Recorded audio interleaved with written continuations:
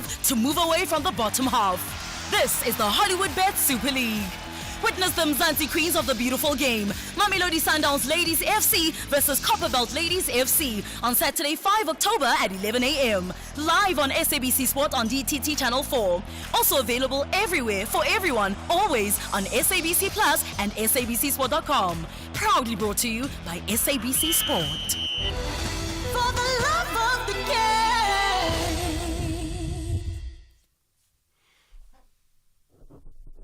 Hello, Johnny. We're going to be a sting. The National Pulse with Ashraf Garda on SAFM. You're listening to the National Pulse, weekdays 3 to 6 p.m. Johnny and Ashraf, good afternoon to you. I know you were getting excited that Ashraf's back. He's back next week. This time next week, Ashraf will be here. It's good to be along with you on a Wednesday. I've been told it's Wednesday. I've just been handed a lot of papers to tell you about what's coming up in the program. Oh, it's a busy show today. It's a lot of papers, so we'll get into that. Let's focus on the first half hour. I'm going to be talking to Mmusi Maimane in a moment. He's the leader of Build One South Africa. He says that the opposition are keeping the government of national unity together. So let me read this. He's called on the opposition to be the buffer that will continue to hold the executive accountable as the GNU currently dominates Parliament with more than 70% representation at the National Assembly. So we'll talk to Mmusi Maimane. He has given it a 50% score following the coalition made up of the ANC, the DA and other smaller parties, 100 days in office. And we'll get his views on a number of things. As an ex-DA member, I guess he's got some insight into what the DA are going through. We'll talk about Tshwane. We'll talk about the other regions as well. I think we can bring up Durban. Ekurhuleni. We'll find out exactly, I think it's Ekurhuleni. We'll find out exactly what he thinks about all of that. That's coming up. Then, it says here tensions continue to escalate in the Middle East. I think it's a little bit more than tensions. We're reticent to call it a war. But I kind of feel that we can call it a war now without getting too criticized. We'll get criticized if you talk about the Middle East at any time, but I think we can call it a war now. And what we're going to do is we're going to look at the military aspect of Israel, Iran, Lebanon, Yemen, and find out now that these missiles came into Israel yesterday, Israel are crossing borders or invading over borders. We're going to look at the military aspect of it a little bit. We'll touch on some of the fighting and what is going on there, and but like a little question, like why were there warnings about those missiles that were sent into Israel yesterday? I think it's a law. The rules of law apply. But Israel launched a ground war into Lebanon after Hezbollah. So there's a lot to it. And the politics we're kind of going to not avoid, but I want to focus on the military aspect of that and find out what is was that the worst mistake? Well, I know that Israel is saying that's the worst mistake that Iran has ever made. And they will feel the might of Israel. What is the might of Israel? Where's that coming from? And where's the might of Iran coming from? We'll find out about that. Then we have a much lighter topic towards the end of this hour. Who's your favorite, or we're not using the word favorite, who's your most unforgettable teacher? Is there a teacher in your life, and I guess it could be your dad or your mom or an uncle or a grandfather, but we're looking specifically at teachers at schools. The Department of Basic Education is honoring exceptional teachers on the 5th of October for World Teachers Day. They've got a host of teachers, grade R, special needs, excellence, primary school, secondary teaching, all of those. But I want to know from you as well throughout the show, because we'll have time to do this, is who is your most unforgettable teacher? And we're using that word on purpose, unforgettable, because it doesn't necessarily have to be your best teacher. It could be a teacher that made you realize something completely different, that maybe she or he weren't the nicest person on earth. And maybe they weren't the greatest teacher, but they taught you another lesson. I don't know. This is what we're going to talk about towards the end of the show. So that's the first hour. Let's get into it. Jon Gericke on SAFM. Okay, our first guest is on the line, Musi Maimane, on why BOSA, the Build One SA, has decided to give the government of national unity a 50% performance rating over the first 100 days in office. He argues that the GNU's focus is on handing out positions to parties in exchange for cooperation. Musi joins us now. Musi, good afternoon to you. Thanks for joining us. Good afternoon, and thank you so much for having me on the show. Explain your 50%. Well, I think, like all South Africans, we have to be optimistic and hope for the best that comes out of government. And there have been some indicators that are positive, right? The markets are responding positively. We're starting to see a decrease in interest rates, etc. But at the same time as all of that, there are some profound challenges that have been left unaddressed, notwithstanding the fact that the GNU hasn't articulated what its long-term intent is, what its purpose is. Secondly, there are some profound issues of policy disagreements amongst partners. And more crucially, the legacy matters that still exist of issues of corruption, not only dealing with, obviously, the Minister of Justice, and where those matters go, need to be decisive actions. We need to break from what the culture was in the sixth administration of policy paralysis and delays in action to really being swift, because South Africa can ill afford a period of indecision, dragging its feet on issues whilst we're growing at 1% annually for the last 10 years. We need to really take decisive and deliberate action here. You say that the focus is on handing out position in exchange for cooperation, but all I'm seeing is arguing at the moment. I do think in many ways, when you look at parties that are within the GNU, some of them came into the election promising to fight corruption, promising for a smaller cabinet, promising for a rejection of certain pieces of legislation. And it seems to me that as soon as they got comfortable in Mercedes-Benzes and security bodyguards, that all of that argument fell out the wayside. So in some ways, there is a sense of cooperation in that regard. But what we cannot deny is the fact that the chronic issues that are underlying this country have been left unattended to. Let's take an example of crime, and I send my condolences to all the families of lost loved ones in Lusikisiki and the 80 South Africans who are murdered daily in this country.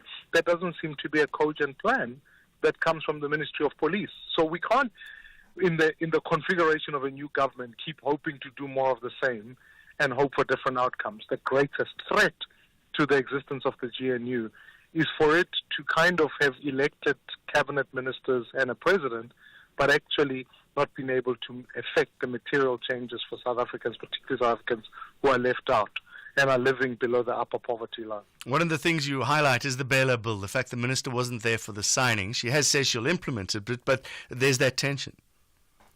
Of course there is, and I think that is one policy area of disagreement. But what for me was even more disturbing around the signing of the Bela bill was the fact that certain clauses were withheld post-private consultation by the president with certain individuals. Now, that in the lawmaking process of South Africa, that is not permissible, because if the president has got issues with a particular bill, then that bill must be sent to Parliament. What it certainly cannot be done is for public participation to happen post facto to individuals who might be able to, through the GNU, have private communication with the president. That simply is unallowed, because then if you gave citizens of all kinds the right to be able to privately lobby the president after it's gone through Parliament, then you must say that that process is freely available to everybody. In lawmaking, that can only happen in a parliamentary process when public participation is open.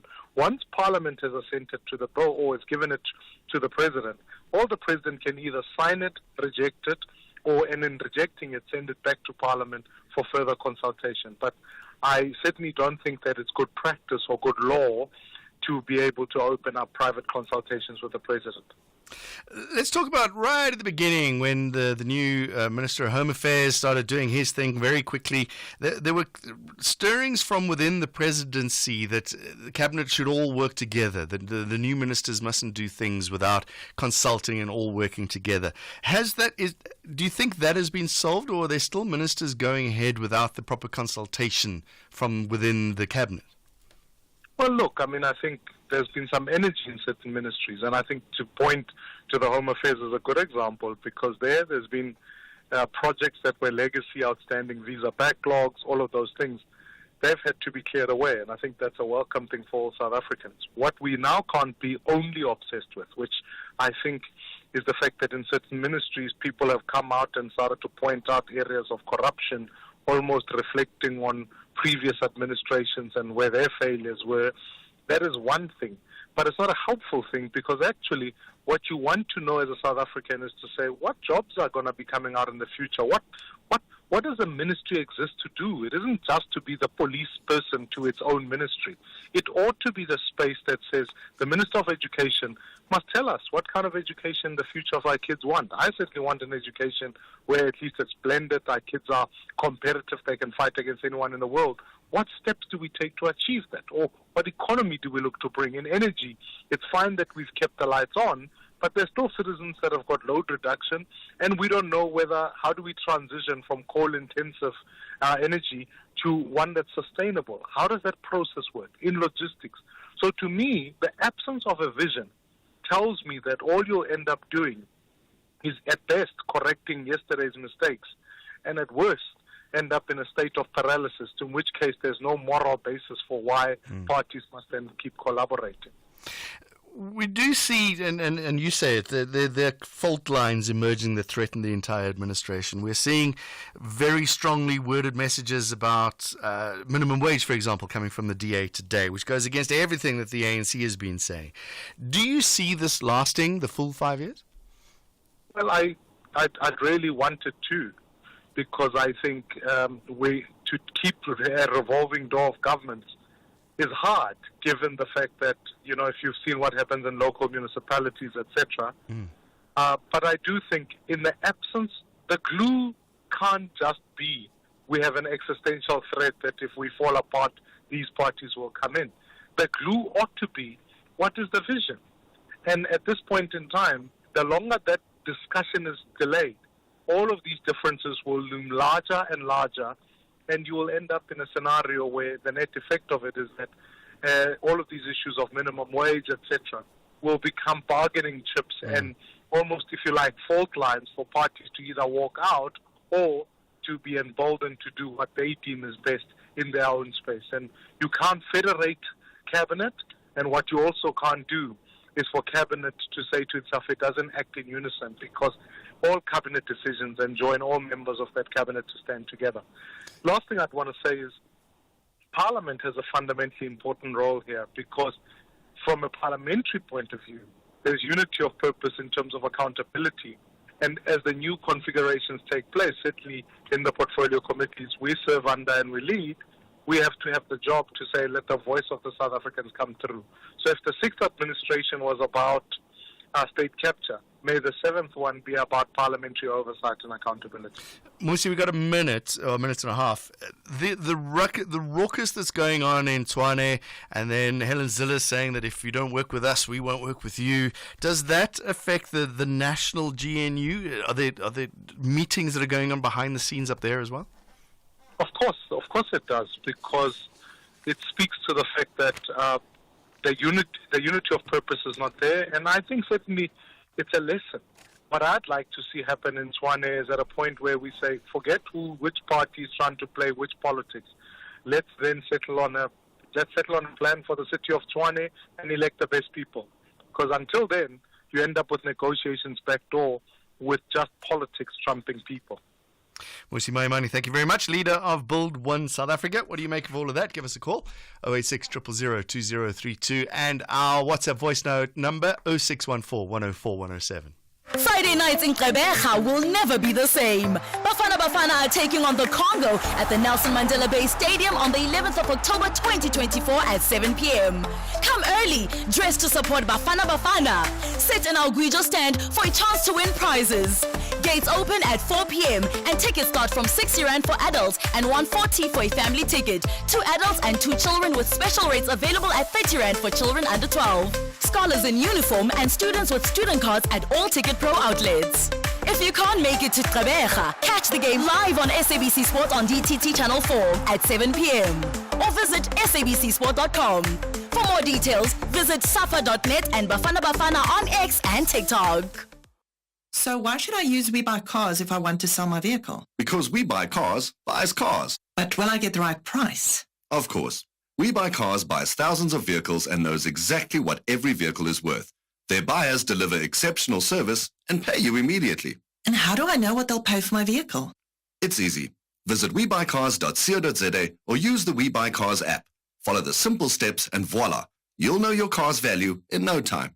We Buy Cars. Quick, easy, the best. Africa from Within follows the journey of our anchor presenters who travel to various locations in order to delve into the inner workings and untold stories of the unsung heroes. At its core, Africa from Within is all about grassroots storytelling and the showcasing of the conservation contributions of ordinary people to Africa. It aims to engage and entertain viewers, educate and promote conservation, and inspire viewers to value our natural heritage. Don't miss Africa from Within on SABC2 every Friday at 7 p.m.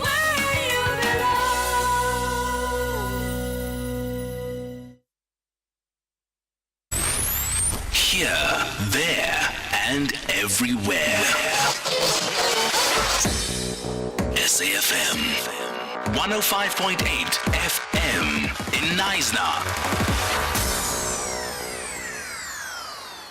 It's time to crown Miss World South Africa 2024. Tune into S3 this Saturday, the 5th of October at 8 p.m. as Miss World South Africa 2024 takes center stage on S3.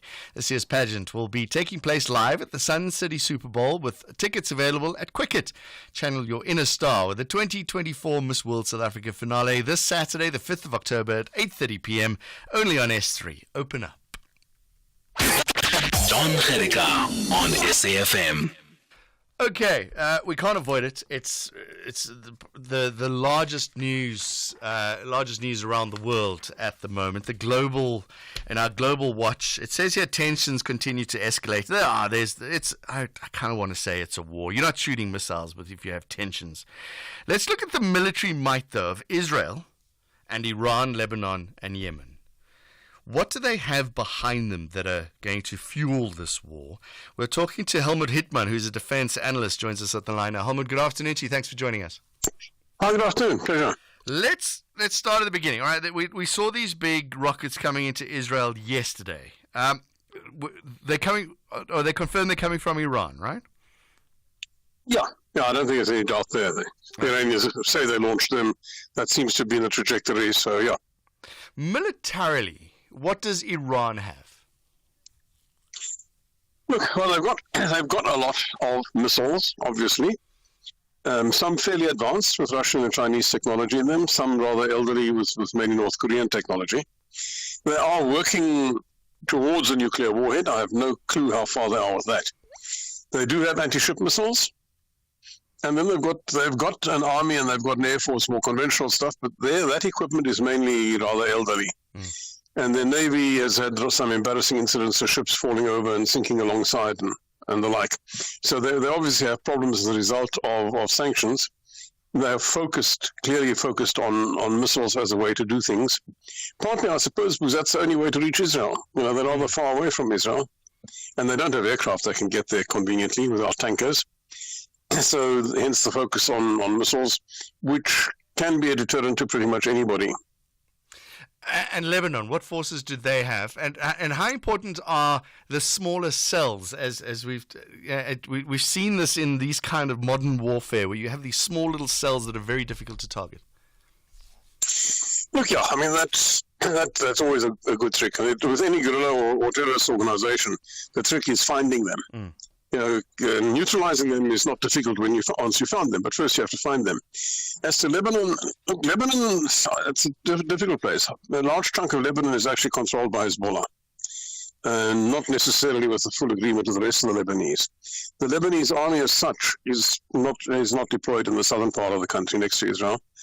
And they're in any event very small, with mainly elderly equipment. They're not strong enough to kick Hezbollah out, and they're certainly not strong enough to do anything else. So it's a very small military with not too much in the way of sophisticated equipment. They, for instance, can't do much about missile strikes. They can't really do much about Israeli airstrikes either. And nor, for that matter, can Hezbollah, because they're not geared up for that. They're geared for ground warfare. So Lebanon is really just a victim in this one. They're in the middle of it through no fault of their own. and are suffering as a result, which is exceedingly sad for what used to be a very pretty, prosperous country. Yeah, the actors, of course, the main actors are the Israelis and the Iranians at the moment. Okay, so let's talk about Israel. They've got a nuclear weapon, don't they? And they've got the might of America behind them. They've got a lot of the Western forces behind them as well. So let's talk about what they have first of all, and then I'll ask if it's my silly question afterwards. Okay, well, the top end is yes, they do have. They don't admit it, but yes, they do have nuclear weapons. They have the missiles that can deliver them to probably anywhere in the region. But I don't see them using nuclear unless everybody else does. It's always one of those real escalation steps. They do have enough missiles, I suspect, that they could launch with conventional warheads. That's what they did last time when Iran fired missiles at them. How many they have, I don't know. They do have arguably the world's best anti-missile defense system, but even that can get swamped. I mean, they can engage outside the atmosphere even. An incoming ballistic missile, others closer in. They've got that. They've got a pretty good Air Force. Some of the aircraft are older, the old F-15s, and then they've got the F-35s. But it's a very competent, effective Air Force. They put a lot of time into training. They have a lot of experience. They have a lot of their own, or some of their own weapons, and a lot of their own electronic warfare stuff, which being their own is different and therefore a bit more difficult to counter than something that might be more widespread. The army is pretty well equipped. With a lot of experience as well. Their navy is small, but again, well equipped for a small navy, and I believe has the ability also to launch missiles from its submarines, cruise missiles. So you need to know where the submarines are. Whether those are big enough to carry a nuclear warhead in the future, I'm not so sure, but they certainly could carry a conventional warhead that could cause quite a lot of damage. So they're pretty slick, pretty modern military. Relatively small by international standards, but quite big for the country, and certainly quite effective for the region. Helmut, you and I can talk about war, but at the end of the day, war is a lot of people dying. And you know, when you look at this and we talk about this with Israel ramping up tensions, Iran ramping up tensions, is this, from your perspective, is this just going to escalate and just see tens of thousands of people die? Look, I don't think so. That wouldn't be in anybody's interest. You know, the Israelis want to get rid of Hezbollah and Hamas, and they've pretty well crippled Hamas. They've done a lot of damage to Hezbollah with the pager and walkie-talkie booby traps. I think they will restrain themselves a little bit. They'll take out or try to take out most of Hamas's weapon stores, missile assembly areas, and stuff like that in the southern part of Lebanon. I don't see them going much further. It really wouldn't be in their interest, politically or militarily. They'd get bogged down, as I did once before, and wind up getting embarrassed on top of it. From the Iranian point of view, I don't think they want a big war either. They have enough problems of their own, thank you very much. They want to make a point. They would, in the long run, like Israel to disappear in the puff of smoke, but I don't think they're there yet. I mean, if you look at the number of missiles they launched this time and last time, I've read an article that argues that one reason they launched relatively few compared to the stocks they have is they don't have enough launchers. So there's a limit. They can't really fully swamp the Israeli defense system. So they don't really, I think, want a full-blown war. It just gets too complicated, and that might bring in the United States against them. And they're vulnerable. I mean, they could be blockaded just as easily as they can blockade the Gulf. So then what do they do if they can't sell the oil anymore? I think there'll be some sort of natural balance ceiling where they wind up. Unfortunately, a lot of destruction, and a lot of people are going to die. Helmut Hittman, thank you very much. Defense analyst, helping us out to understand the military aspect of what is happening in the Middle East. It's 29 minutes to 4.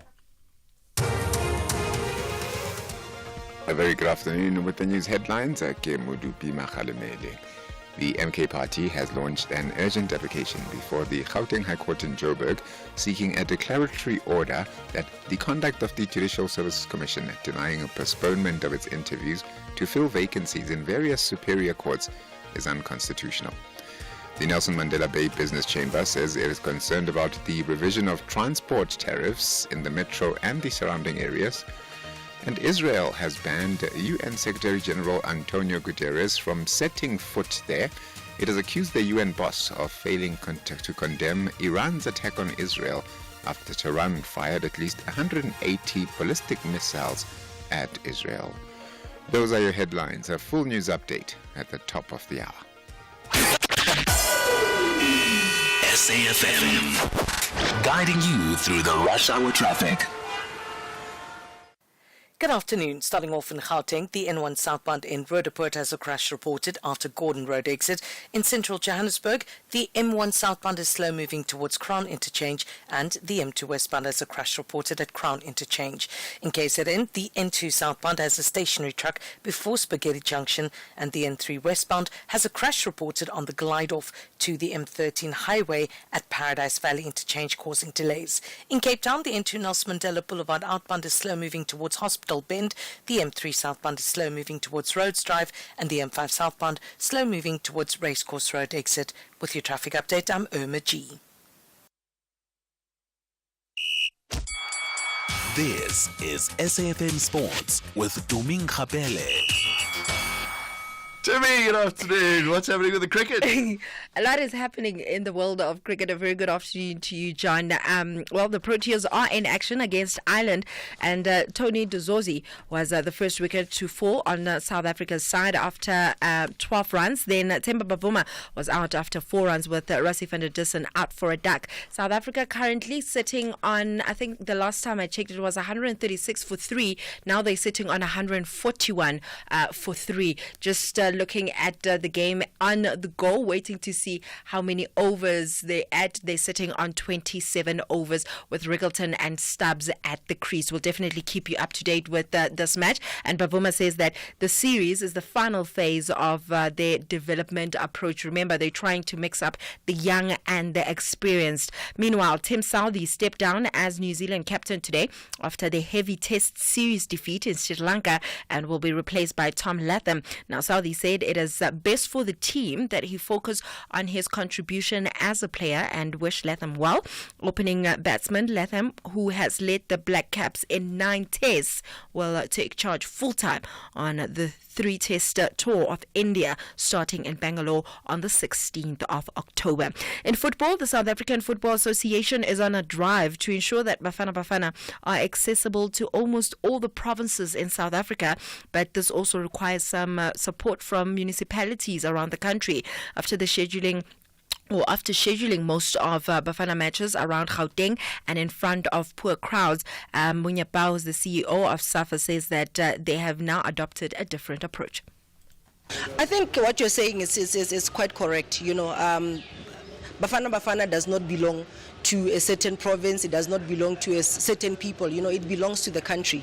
It's a national team. So it's quite key that we also get other provinces, other municipalities to also enjoy, you know, the football and also have the opportunity to meet their heroes, you know, and interact with them, you know, and cheer for them as well. And also I've seen the competitive spirit between the fans, you know, in terms of who can turn out the most, you know, in the stadiums. You know, Bloemfontein are currently holding that trophy. You know, everyone else is working hard to ensure that, you know, they take that trophy away from them.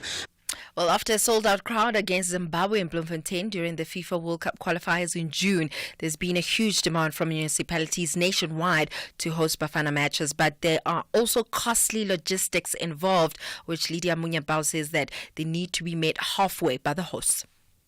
But, you know, from the commercial and marketing perspective, you know, we've been engaging several municipalities and provinces to say, can you host the national team? But I think also that as an association, it comes with the municipalities and also the provinces coming on board and also assisting us, you know, partnering with us so that we can take the team there. You know, there are certain costs, you know, that come with hosting a team away from, let's say, an international airport, because we know the rules around the CAF rules in terms of where the team lands. If a team lands in Johannesburg, you want to play it in Bombela, it's your responsibility as an association to ensure that you get the team there. You know, there's additional costs as well. So we always talk to the provinces, the municipalities to say, can you come on board, maybe take some of the costs away from us so that, you know, we can focus on, you know, the important costs so that we are also compliant to the CAF rules and regulations.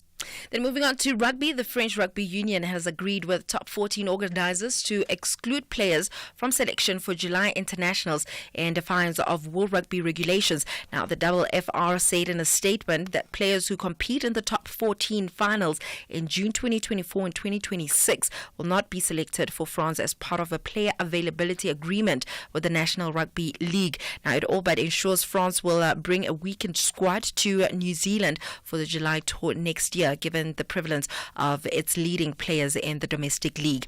In motorsport, Formula E will conduct an all-female test just to accelerate diversity and equality across motorsport. The racing series will field 22 female drivers at the Ricardo Thomas circuit in Spain in new Gen 3 Evo cars set to be used across the upcoming season. The drivers are yet to be announced, but the test will be a tangible platform for a wide pool of elite drivers who wouldn't otherwise get an opportunity. This is according to Formula E. Then finally in tennis, top seed Aryna Sabalenka won her 15th match in a row to power into the China Open quarterfinals with a 6-4 and a 6-3 win over Madison Keys today.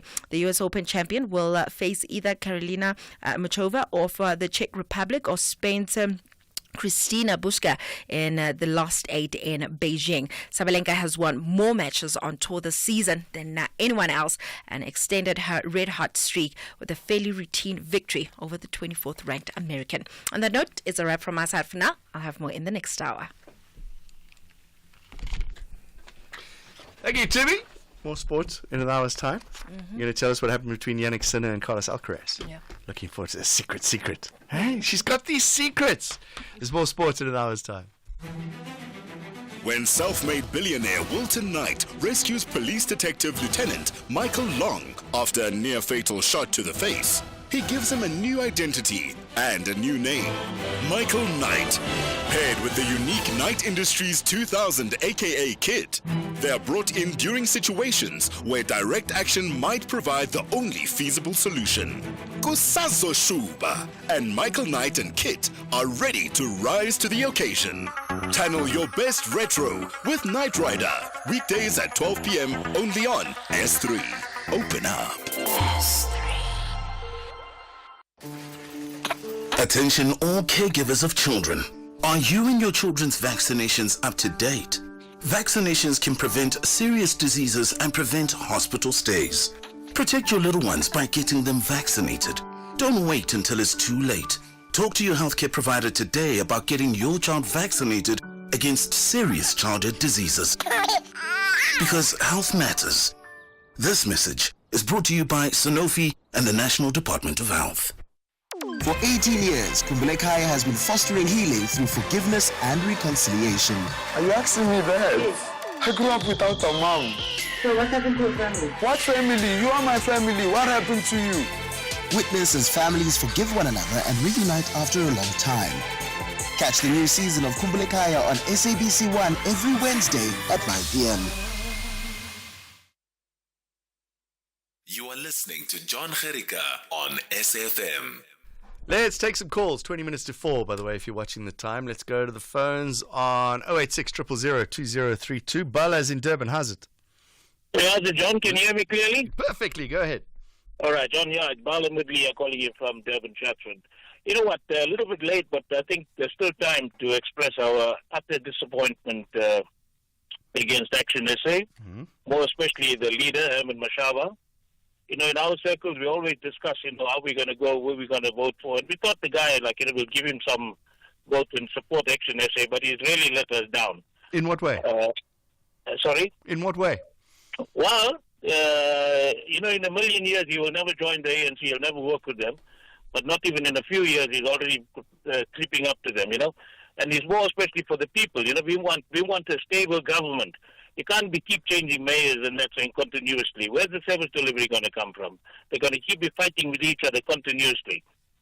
His argument to you would be that the current mayor, or the mayor who's just been ousted, wasn't doing the right thing for the people, and he's doing this for the people. Oh, well, I don't know if he's got evidence of it. As far as we are all concerned, from what we see, we can see, although they might not have done everything, but the people were doing some good work.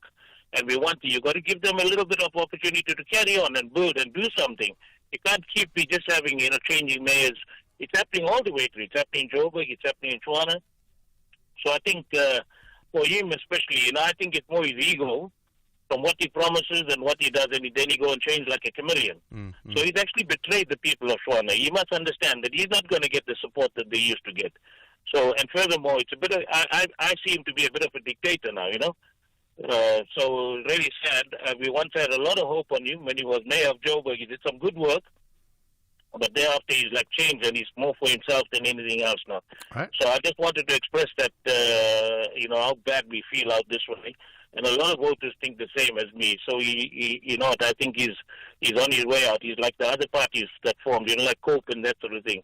They come up and then they just think about themselves. This is what he's doing now, All right, Bala, thank you very much. From Durban, what do you make of that? Give us a call, 086 000 2032. Let's take some voice notes. That number is 0614 104 107. Afternoon, SAFM listeners. This is Shenge in Maspumele Fishuk. Hi, John. I just want to ask, America, they only find out the only best solution to fight other countries is to give weapons to Israel, and then Israel can do whatever they want to do using American weapons. Look, how many people are dying now? It's a lot. Thanks, John. All those parties in the GNU, except the ANC and the PAC, they are all products of the Moonshot Pact. The Moonshot Pact, these other parties, they pretend that they are anti-DA until they are masquerading as opponents of the DA. There will come a time whereby they will come together and vote against the ANC to remove the ANC from power. I'm telling you, watch the space. 17 minutes to 4. There's plenty of opportunity for you to have your say today. And look, I love the calls. I love the WhatsApp voice notes. Let's share those views. 0614 104 107. If you want to send us a WhatsApp voice note, you can call us on 086 000 2032. Right, should we try it again? Come on, try it again. Can you do it again? No, it's just broken. All right, that's fine. Let's move on to, hopefully we'll be able to play this package. We're going to do more about what happened in the Middle East yesterday. Iran launched those missiles in retaliation for a series of Israeli airstrikes on Lebanon and its capital Beirut that killed the Hezbollah leader Hassan Nasrallah and other senior commanders of the Iranian-backed militia group. Iran's president, Masoud Pezeshkian described the missiles fired at Israel as, quote, a decisive response to the aggression of the Zionist regime, unquote. It's reported that the order to launch the missiles was made personally by Iran's supreme leader, Ali Khamenei. The Iranian attack came after Israel announced a major ground offensive in southern Lebanon. The BBC's John Donnison filed this report. 4.5 hours ago, us, like millions of Israelis across the country, received a text message warning us to get to the shelters immediately. The sirens rang out. We ran for the safe room here in the BBC bureau. This is an unprecedented Iranian attack on Israel on this scale, and the consequences could be huge.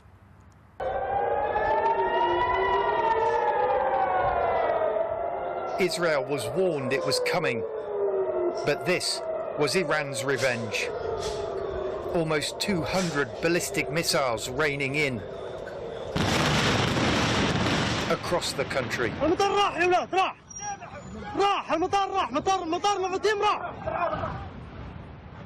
Okay, guys, we got to get off the roof. These are coming down right next to us here. As people ran for shelter, with the Iranian missiles travelling 2,000 kilometres in only around 12 minutes, Israel's defence system was at full stretch.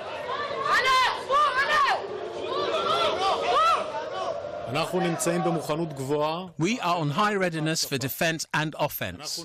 We will protect the citizens of Israel. This attack will have consequences. We have plans to act at a place and a time of our choosing. This restaurant in Tel Aviv took a direct hit. And this was a school in central Israel. The US said it helped in shooting down some of the missiles. Its intelligence agencies had alerted Israel to an imminent attack. But America says Iran gave no advance warning. The United States military coordinated closely with the Israeli Defense Forces to help defend Israel against this attack. U.S. naval destroyers joined Israeli air defense units in firing interceptors to shoot down inbound missiles.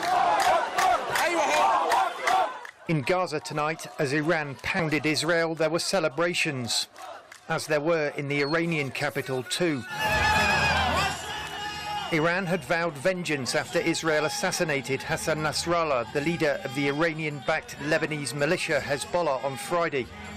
And Israel killed the leader of Hamas, Ismail Haniyeh, on Iranian soil back in July. Meanwhile, this evening in Jaffa, near Tel Aviv, just before the missile attack, Israelis were shot dead in what police say was a terrorist attack. For months now, the world's diplomats have tried to stop the year-long war in Gaza from engulfing the region. They've failed, and after tonight's unprecedented Iranian attacks, Israel is expected to hit back hard. John Donnison, BBC News, Jerusalem. That report, as you heard, from the BBC. Coming up in a moment, I'm going to ask you who your unforgettable teacher is. The Department of Basic Education are having an award ceremony for exceptional teachers. But I want to know from you, who was your exceptional teacher? A teacher that, you see, it doesn't have to be your best teacher. It could have been your rugby coach. The rugby coach who was a teacher. I had a rugby coach who I'm sure the school hired just because he was a good rugby coach, not because he was a good teacher. But I remember him, I forget his name, but he was such a good guy. And he really helped me during some difficult times. You know, teenage times are difficult. So we're going to talk about that in a moment. We are hoping to do it. We're not going to go to the calls now. We'll go to the calls later on in the show as well. Just in case you're new, welcome. First of all, it's good to have you along. Phone number 086 000 2032 and our WhatsApp number 0614 104 107. Masanda Wane ladies want to rubber stamp their authority with maximum points to stay on the summit. But Copper Belt ladies want to fight with all they have to move away from the bottom half. This is the Hollywood Bet Super League. Witness the Mzansi Queens of the beautiful game. Mamelodi Sundowns Ladies FC versus Copperbelt Ladies FC on Saturday, 5 October at 11 a.m. Live on SABC Sport on DTT Channel 4. Also available everywhere for everyone, always on SABC Plus and SABCSport.com. Proudly brought to you by SABC Sport. For the love of the game. This summer, we have extra large offers on Ford Ranger XL, XLT and Wildtrak from only $481,900 for a Ranger XL single cab 4x2. It's the extra large Ranger offer from only $481,900. Visit your nearest participating Ford dealer. Optional service plan included. While stocks last. T&Cs apply. Did you know that 80% of South Africa's barley is sold to the beer industry? This locally sourced barley, along with other natural ingredients, plays a vital role in beer production, contributing 2.2 billion rand to the country's agricultural GDP.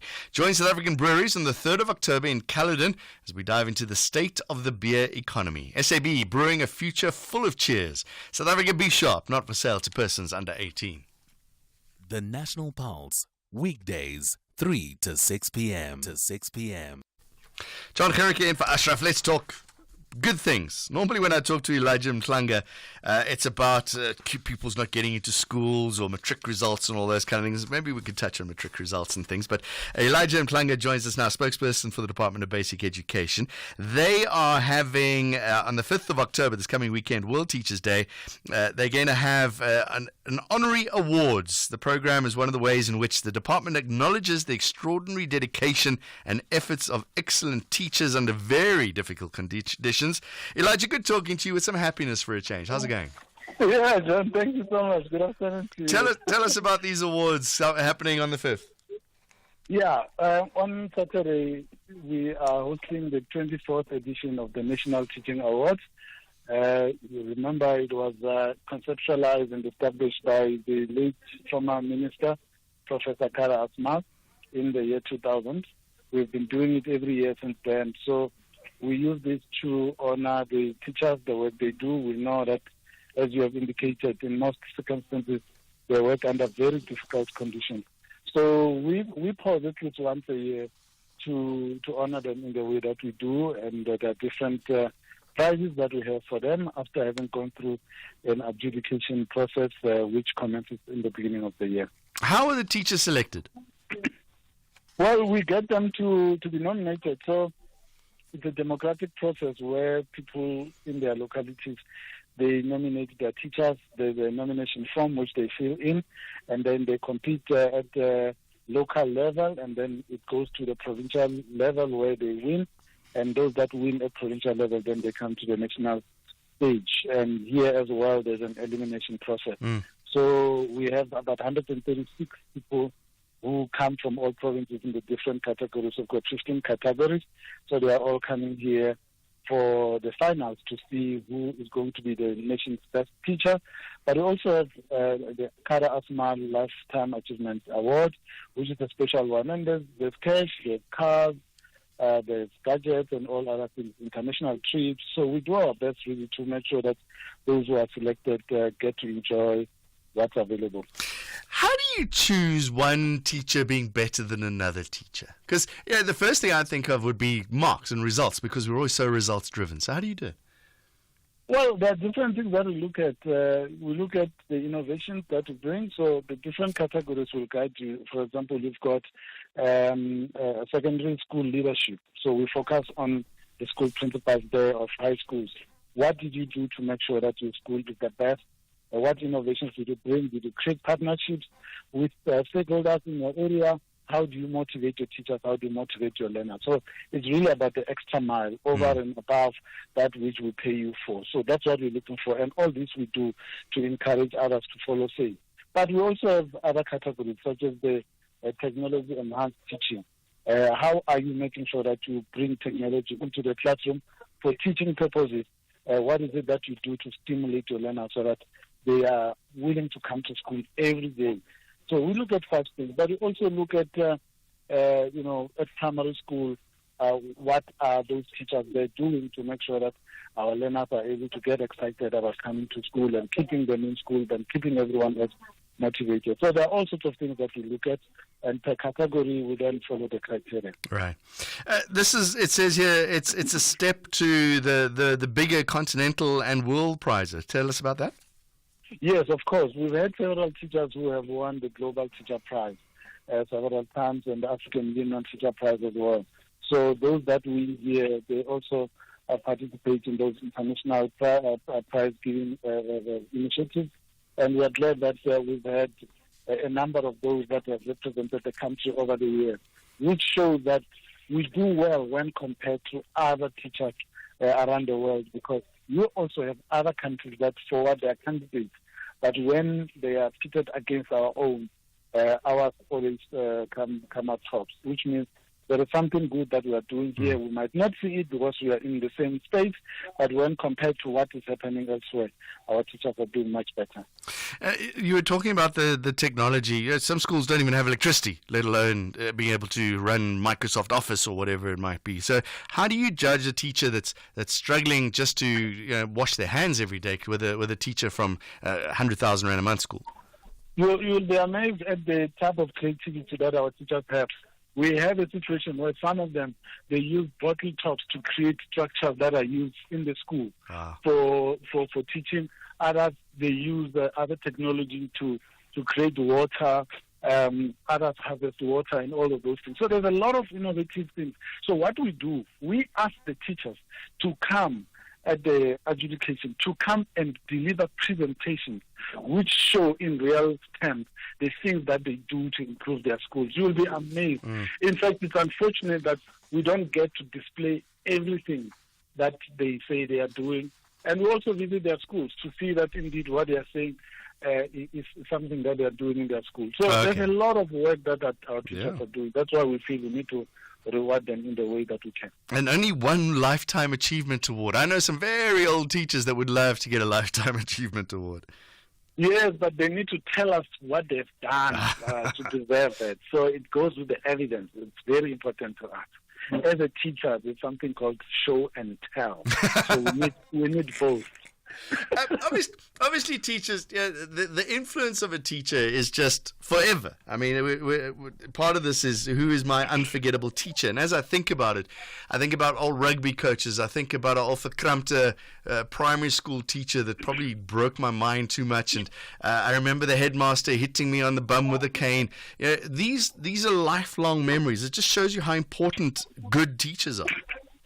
Absolutely. In fact, what we have seen this year, the recently appointed Minister of Basic Education introduced another category, which is her own special one, where she calls it My Teacher campaign, where she invited members of the public to make submissions to say who is their best teacher and what did that teacher do to deserve such a mention. We received over 2,300 submissions, videos from all parts of the country, people saying nice things about their teachers, which confirms that which you are saying, that even the older persons are still appreciating what their teachers have done for them, the careers they have now. Some of them, they were advised by their teachers to say, follow this one, you are best suited for this. So they play a major role. That's why we feel that, in fact, we thank UNESCO that there is a World Teachers Day, a day where the whole world focuses on teacher appreciation. And then in the country, we also do the National Teaching Awards, where we are giving prizes, a lot of cash and cars. I was going to say, are they good prizes? Yeah, they're good prizes. There's cash, 200,000, 100,000, 50,000, international trips, study tours. We've got cars as well. All of it is going to be displayed here. In fact, the president will also attend. The presidency have always attended, and the president has confirmed to us that is coming. In fact, we are at the venue as we speak. The colleagues from presidency were here with us to finalize preparation. So it's going to be a big one, and we also have about 5 or 6 cabinet ministers invited to come. We hope they all do, so that we can all together as a nation pay homage to all our teachers for their hard work. Okay, Elijah, just quickly, we've got a minute and a half. Are you ready for matric exams? Absolutely, we're ready. It's 19 days to go. It's all systems go. We have been meeting with provinces this week to do final checks on their storage facilities, because the question papers are now being dispatched to all the different places. So we're comfortable with that part. We'll be talking more about it from next week as we move even closer to the starting date. And I think the last time we spoke, we were talking about placements into primary schools and high schools. Is that almost finished? That is ongoing. Letters have been dispatched to parents, and they are responding to what is being offered to them. We hope they cooperate with all our officials so that each and every one of the children who applied are allocated space in all our schools around the country. Elijah Mklanga, thank you very much. Spokesperson of the Department of Basic Education. National World Teachers Day, the 5th of October. The big prizes, the National Teachers Association, or National NTA program.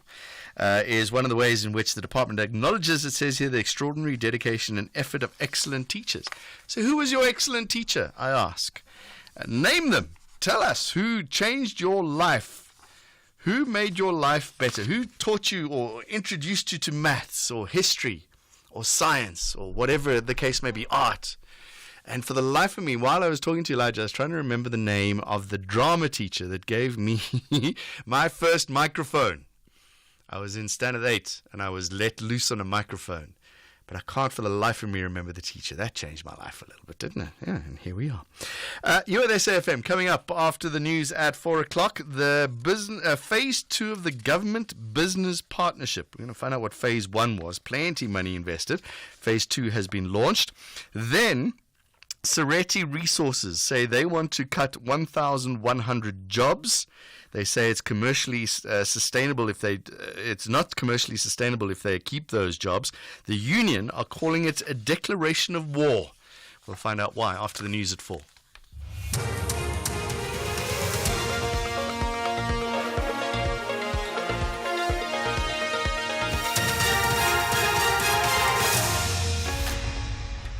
The top stories this hour. The MK party launches another bid to stop the JSC sitting, and Israel bans the UN chief from visiting. A very good afternoon. The MK party has launched an urgent application before the Gauteng High Court in Joburg seeking a declaratory order that the conduct of the Judicial Services Commission denying a postponement of its interviews to fill vacancies in various superior courts is unconstitutional. The party seeks to interdict the JSC from sitting in the absence of its parliamentary leader, Dr. Jon Gericke. The official opposition had written to the Chief Justice seeking a postponement of the sitting after the Western High Court barred Gericke from sitting on the JSC. Zoleka Kotashe reports. In papers, the MK party submits that the JSC's decision to deny the party's request to postpone their interviews is inconsistent with the Constitution and a violation of Dr. Gericke's rights. It argues that it is untenable that Hlophe is separated and isolated from the other members of parliament who have been designated to serve on the commission. It further submits that if the process to designate Hlophe was tainted by illegality, then all 6 MPs ought to be excluded, and it is irrational to have them attend and participate in the sitting. The JSE is set to sit from Monday for interviews to fill vacancies for various superior courts, including for the position previously held by Hlophe in the Western Cape High Court. Parliament's Cocta Committee says the Thabazimbi municipality in Limpopo has collapsed. The committee says this is to the detriment of service delivery to the people. It visited the municipality earlier this week. The Limpopo government has announced plans to place the 2 parallel municipal councils under administration. The municipality is run by DA and ANC-led coalitions. The Nelson Mandela Bay Business Chamber says it is concerned about the revision of transport tariffs in the metro and the surrounding areas. The tariffs have been added to the prices for petrol, diesel and paraffin. The Chamber CEO Denise van Heesteen says the decision does not take into account the fact that the metro is in recession. She says the Chamber is reviewing the matter and will consider its next option in opposing it. This unilateral and unjust decision does not take into account the fact that Nelson Mandela Bay is in recession and has among the highest unemployment rates in the country. Equally worrying, the accountability for the issue has simply been transferred to consumers and businesses who are already reeling from the consequences of the recent massive electricity price increases and other factors affecting the cost of living and the costs associated with operating businesses. The National Consumer Commission is urging those who purchased a Top Score instant porridge to stop consuming the product and immediately return it to their retailer for a full refund. This after 3 children aged between 1 and 4 died allegedly after consuming it in Mdantsane in the Eastern Cape. A 4th child is in a stable condition in hospital after consuming the porridge at the weekend. Here's the Commission's Prudence Muilwa. We have engaged with SPAR Group. We've also engaged with the producers of the porridge in Namibia. And we have actually agreed that actually it was very important. We started engaging them on Sunday once we saw the circulation of that internal trade recall. And we agreed with them that indeed it was necessary that they do a precautionary recall, especially because their product was named and it hasn't so far been ruled out as the cause of the incident. Muilwa also says that all flavors of the porridge are now being recalled as a precaution. They are still doing the total wrap-up. They are still coming up with the numbers as to the totality of it. And I think what also compounds the issue is that while the maize flavor, the one that is named in the incident, is the Top Score vanilla flavored instant maize porridge, SPAR has actually decided to extend the recall to include all the flavors. And Israel has banned UN Secretary General Antonio Guterres from setting foot there. It has accused the UN boss of failing to condemn Iran's attack on Israel after Tehran fired at least 180 ballistic missiles at Israel. Israeli Prime Minister Benjamin Netanyahu says they will respond to this attack. There is nowhere in the Middle East Israel cannot reach. There's nowhere we will not go to protect our people and protect our country. With every passing moment, the regime is bringing you, the noble Persian people, closer to the abyss. The top story at 4 o'clock, the MK party has launched an urgent application before the Gauteng High Court in Joburg. For SAFM News, Kemudupi Makhalemele. SAFM, guiding you through the rush hour traffic. Good afternoon. Starting off in Gauteng, the N3 northbound in Bedfordview has a stationary vehicle on the link to the N12 East at Kiluli's interchange. The N1 southbound in Roodepoort is queuing towards the Albertina Sisulu Road exit, and Solomon Mhlangu Drive eastbound in Pretoria has a crash reported before the N4 highway. In KZN, the N2 southbound has a stationary truck before Spaghetti Junction. The N2 southbound has a crash reported after the M41 Gateway exit, and Umgeni Road westbound slow moving through Springfield Park. Park. In Cape Town, the N1 outbound slow moving towards the M5 Koeberg interchange, the N7 Jakes Hadwell Drive southbound slow moving at Voortrekker Road, and Bakengracht Street outbound slow moving towards the elevated freeway. With your traffic update, I'm Irma G. In sports this hour, SuperSport United secure Samir Nurkovic signing and Alcaraz claims 4th ATP Tour title. More details at 4:30. SAFM has signed a code of conduct that is enforced by the Broadcasting Complaints Commission of South Africa. Under the code, we are committed to giving news that is accurate, comment that is fair, and programming that is not harmful, does not amount to hate speech, or contain violence or explicit sex. If you think we are not living up to that code, then you can inform the Broadcasting Complaints Commission of South Africa. Direct any complaints in writing to the Broadcasting Complaints Commission of South Africa. PO Box 142365. Craig Hall 2024. Fax to 011-326-3198 or an email to bccsa@nabsa.co.za. For more information, please visit www.bccsa.co.za.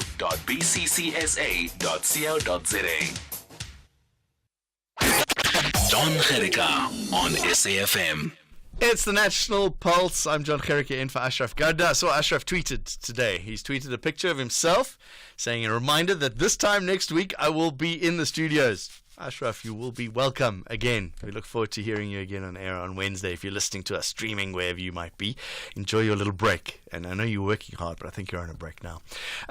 We'll keep you up to date with that South Africa against Ireland. It was a poor start, but seems to have rucked themselves rach, as it were. Tristan Stubbs is on 79. Who's just lost their wicket? Rickleton scoring 91. So close. But yeah, he's earning his money in the SA20, isn't he? Welcome to the show. Coming up in a moment, we're going to hear about the Sereti workers who staged a protest outside the Coal Giants offices. 1,100 employees could lose their jobs in restructuring there. 21st edition of the Top Women Awards were announced today. The prestigious event become a beacon for recognizing organizations leading the way in gender reform. Later on, did you see this story? And if you haven't seen the story, we will tell you about it later on. The Department of Correctional Services, we spoke about this yesterday, or we were hoping to talk about this yesterday, but it fell through, and we're going to talk about it today. We're going to talk to the Public Protector spokesperson, Khulu Pasiwe. After the report about Thabo Besta's escape, did you see that the Correctional Services, the guards responsible, have been moved and given a final warning letter? That's the punishment, all right? Now, to me, what is the one job you have to do as a correctional services officer? Make sure the prisoner doesn't escape. That would be job number one. Make sure the prisoners stay in the prison. They failed dismally at doing that. Final warning letter, and they've been reassigned. I don't understand. We will talk about a couple of issues. And I think we've also got we're going to also hear from Dr. Peter Groenewald, the new Minister of Correctional Services. We're going to hear what he has to say about this matter as well. To me, it makes no sense. It seems like these individuals have got off really, really lightly. But we'll find out. We'll get some views and perspectives on that, and we'll take your messages as well. I got just before we go into the next story, we got a first text. I know we got voice notes about teachers. Well, I'm hoping we got voice notes about teachers, but we got a message here from Kat who says Kat's favorite teacher was a Mr. Stewart. He ended a religious education lesson about Noah's Ark, saying that perhaps to Noah it was the whole world that was flooded, because that's all he knew of his world, perspective and objectivity. So thinking out of the box. Really appreciate how he encouraged us to think, says Kat. So well done to you, Mr. Stewart.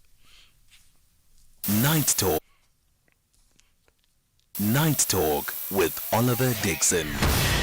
You and I have a country to build, difficult conversations to have, solutions to find, and stories to tell. Join me, Oliver Dixon, on Night Talk every Monday to Thursday from 10 p.m. to midnight. The National Pulse, weekdays, 3 to 6 p.m. It's 11 minutes past 4. I'm Jon Gericke in for Ashraf Garda. Let's talk about some finance now. President Cyril Ramaphosa has launched phase 2 of the business and government partnership. The president said through continued collaboration between government and business, the country can achieve an economic growth target of 3% by 2025. 2025? That's 2 months away. Let's find out with Naledi Nkobo, who was watching all this, SABC News economics reporter. Naledi, good afternoon to you. Thanks for joining us again. Just remind us again, this is phase 2 that was launched. What happened in phase 1? Good afternoon, John. So as you said, the president has launched phase 2 of the government and private sector partnership towards alleviating some of the economic jitters or economic mishaps and hinders to growth. You remember that in the first phase, the focus really was ensuring that there's, interventions that are made to improving the energy sector. And you'll remember that, the fact that we had load shedding, consistent load shedding, and the president there saying that, the partnership between government and the private sector really has supported the energy sector. Remember, they said they enabled private investment in electricity generation. So the reforms thereof really has been the result of the reduced load shedding that we've seen. And of course, he spoke about the other issue of transport. You'd remember that there's issues in terms of our logistics sector. We've seen Transnet having a number of issues with the ports, as well as some issues in the freight rail. And they're saying that allowing private sector access to participate in that sector has really also seen that there's relief within that area as well. And they're saying that in phase 2, it's going to really be building on some of those gains that we saw in phase 1, which are yielding fruit. But however, we still do see that there are snags and there are some delays within the port system that businesses continue to experience. Hence, you saw that the mining industry didn't perform very well in some of the latest readings and data releases that we've seen. And so a number of business participants from various sectors, being mining, telecommunication, agriculture, all saying that there's opportunity for the business sector to really partner up with government and alleviate some of the issues that we're seeing. But of course, that 3% is quite ambitious, and it was admitted by the president that it is an ambitious target. However, they feel like, the environment is ripe for the kind of growth that they're hoping to achieve. We don't have as much inflation. Inflation has come down significantly. We're expecting interest rates will also come down. So from an external point of view, we're seeing that the economy is somewhat improving. And, in terms of government processes, the fact that they've really managed the load shedding issue, and we're seeing energy availability is really inspiring for businesses to really start investing in the country. Okay, so as you say, we've got this lovely foundation now from phase 1, and I see that they're sticking to the same things: energy, transport, logistics, crime and corruption. Those are the 3 big things that they're focusing on. How can they transform that? Are there like solid plans in place? For example, energy. Are there solid plans in place on how we can make sure that our energy is solid? Right. I mean, I think you would remember that, a lot of the plans that they're expressing that, they want to achieve in phase 2 really come off of the back of what was started in phase 1. Like I said, the renewable program that we saw, the participation of renewable players within the energy space is something that they're punting a lot. They're saying that, they want to add around 4 gigawatts of renewable energy onto the grid to make sure really that we don't have the energy issues that we've been experiencing in the past. So we might even have a surplus of energy going forward based on the plans that we are hearing. And of course, they're saying that, the thing that's going to be important is investing, and we're going to need greater resources. They're saying there's going to be a need for greater expertise, particularly from the private sector. So government and the private sector saying that, they have a number of experts that can really sort out some of the issues that we have. And they're saying that funding is going to be an issue. That's something that hence the president actually was saying he's opened the floor for more businesses to really join this partnership, because there is that need for funding and greater resources to be dedicated to this next level. I think he spoke something about 150 million that is going to be needed. But he did say that, this is not just additional, it's catalytic funding. So government does already have its own budget towards some of these things. There's going to be budget allocations. Of course, we know that the budget speech is coming up. So we will definitely see how the minister really manages that process in terms of allocating funding to various interventions. But he does say that, there is that additional need, and he feels that the private sector can really come through in terms of funding and resources in this area. Is there buy-in from business? I know Business Unity South Africa was there last night. They've had an issue with this health compact, the NHI. So are they buying into this? Business really seemed to be, there was a huge, attendance from various CEOs in various companies. I mean, we saw the CEO of MTN, the CEO of Discovery, the mining industry as well, CEOs from various economic chambers as well. So there does seem to be support for what government is doing. I think the fact that government is inviting the business sector, whereas before there was a bit of a reluctance, particularly under the 6th administration with the ANC in leadership. There was a reluctance to, invite the private sector to the negotiation table. But I mean, with the structure of government now being so different and being so inclusive, there is that idea that, if it can be done from a government level, then the private sector, does have a role to play. And it seems that they're open to having discussions and actually building towards this inclusive growth that they're talking about with government. So there definitely is support. The president didn't go much into the NHI. He just mentioned the fact that, there was a lot of challenging and there was a lot of criticism from the business sector. But he says, but the wheels of change are turning, and whether we like it or not, we must see change. There must be movement. There cannot be this inertia and stagnation that we've seen in the past. So decisions will be made as they go forward. But he says the fact that we're making these interventions and making these changes, he signs the electricity amendment bill also into government as well. So he did say there will be a lot of changes, but he was open to the private sector really participating and working with government on all of these interventions. All right, Naledi Nkobo, thank you very much. SABC News economics reporter updating us on phase 2 of President Cyril Ramaphosa's government business partnership. What do you make of that? Give us a call, 086 000 2032. Weeknights on S3 are anything but ordinary. BBC Primetime brings you the best of British television from 9 p.m. till 11 p.m. You love drama? Then step into the world of Luther as he cracks down on criminals terrorizing the streets of London Monday to Wednesdays at 9 p.m. Top Gear will have you falling in love and rolling in laughter as Jeremy Clarkson and his team take you on an automotive journey like no other, Monday to Wednesdays at 10 p.m.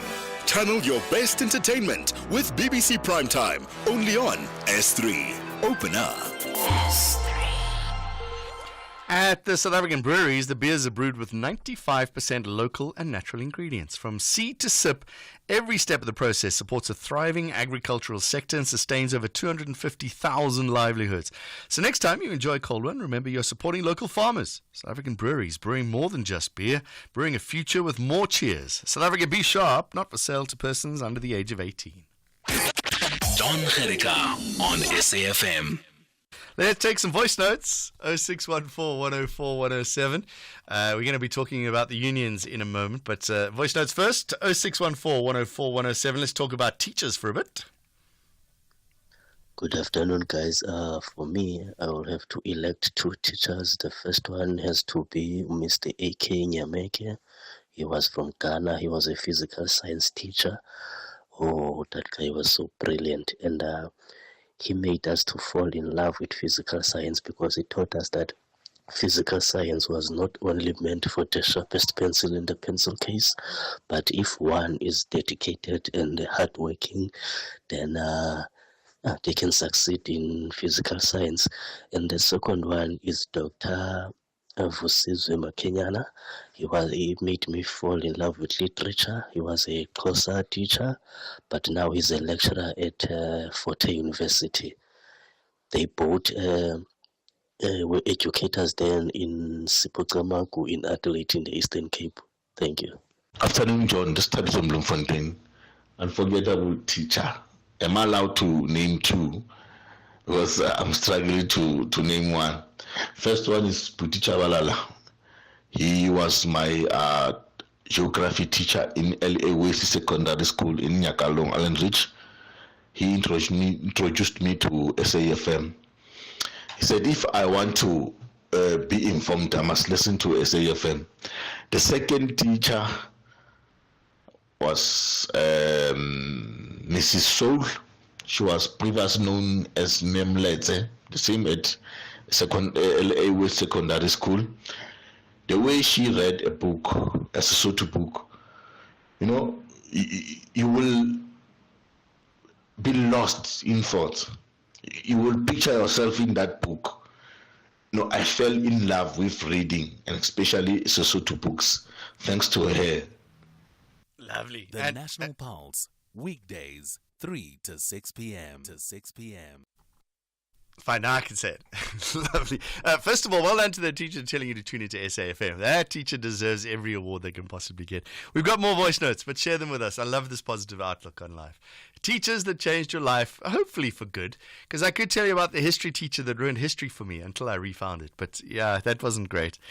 086 000 2032, or you can leave a voice note if you want. 0614 104 107. Let's move on to the mine workers now. Sereti workers staged a protest outside the Coal Giants offices in Ilovo today.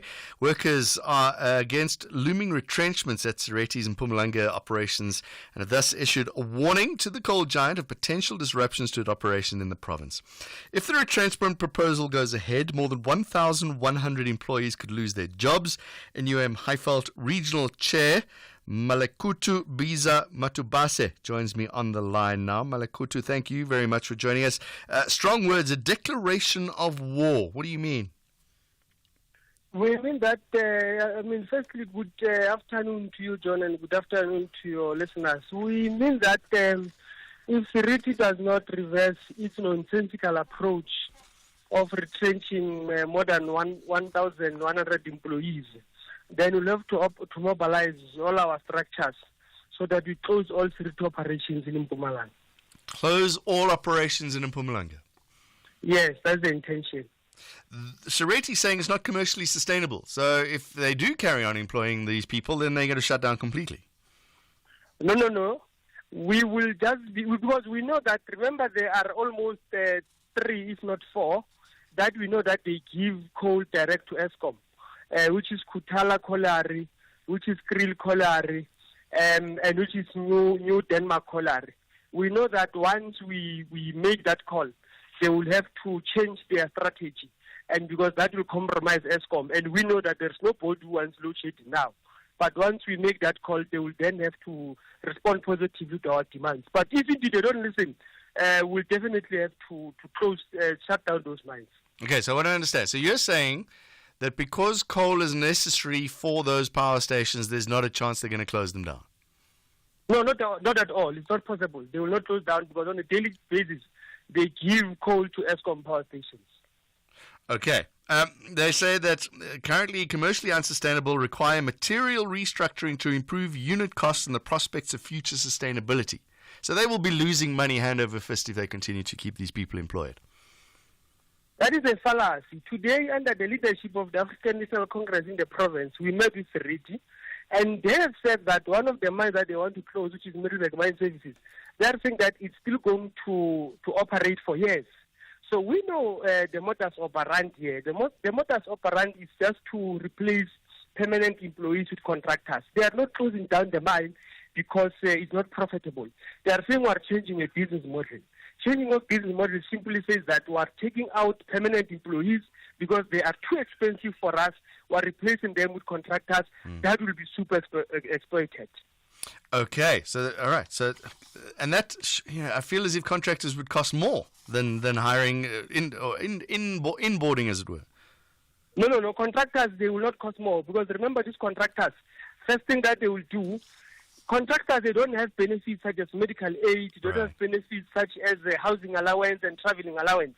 So they are going to super exploit them, as opposed to permanent employees of Seriti. They've got housing allowance, they've got medical aid and transport allowance. Hence, Seriti is saying that they are costly. This is part of a bigger picture. There are many mines, many parts of mining. There's platinum, there's iron ore as well, where workers are losing their jobs. Is this just not the world moving to a different type of economy? Well, the focus that we are focusing on now is on the mining sector, in particular at Seriti, because they are saying that one of the reasons again is the issue of TFR. And Transnet that is unable to take their coal from... Okay, hold on. We're going to get to that. Let's answer my question first of all. Is this not the world moving in a different way? Things have to be cut back. Things have to be more efficient. We're not using as much coal as we were previously. Is this just not the world moving in a different way? No, in fact, when you read the budget speech of Minister Mantashe, the 2024 budget speech, he has raised that concern that his department is going to minimize retrenchments. So from where we are seated, we are not persuaded that indeed retrenchment is the last resort. Hence, we are making this particular noise. Okay, you did talk about the part of the problem is Transnet. They just can't get the coal to the right places. It's costing them a small fortune to be able to do that, hence job losses. We are rejecting that view with contempt it deserves. Because remember, like we've indicated, that in Mpumalanga, you've got 4 mining giants. You've got Tungela with 5 operations that are equal to Seriti. We've got Glencoe with 3 operations. We've got Exaro with 2 operations. And all of them, it is export market. In fact, Seriti is privileged, because out of the 5 mines that they are having in Mpumalanga, 5 operations, it's only 1 that is export market. These 4, all of them, they provide Eskom with coal. So they're just taking advantage of us here. Hence, we are rejecting their proposal of retrenchment of employees. All right, Malakute, you say that so what is the process now? You were outside the Lover offices today. What is the next step? No. In fact, those who are there today is not the NUM. I'm told it's the NUM is mobilizing community structures, is mobilizing everybody. If Seriti does not reverse this proposal of retrenching workers, the message is clear and the agenda is clear. We're just going to close all the mines of Seriti. I mean, we feel for the workers, but you see, I was trying to make an argument for the miners, but then I saw how much they're worth. They're worth trillions of rand. And when you see that, for example, Glencore worth 1.3 trillion rand on the JSE, I feel as if you as the workers should be getting more. That's all you're asking for, just to keep your jobs. You're not even demanding more. No. We're just saying retain and maintain permanent employment, because that will sustain our members. Because subjecting them to contractors, we know that the intention is just to exploit them further. Okay, you didn't quite answer. What is the next step? When would you shut down the mines? We met with Seriti today, and the message that was sent is that reverse the nonsensical retrenchment. So we're waiting for them to respond. If they're not responding, then we're going to take them head on. We close the mines. Malakuta Biza Motubase, thank you very much. NUM Highveld Regional Chair, telling us about what they think of Seriti maybe getting rid of 1,100 jobs. It's 4:30. A very good afternoon with the news headlines this hour. Ke Modupima Kgalemele.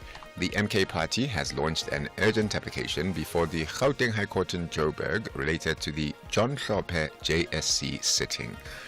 Residents of Roodepan and Kimberley in the Northern Cape affected by sewage spillages have accused the local Salt Blike municipality of failing to address their problems.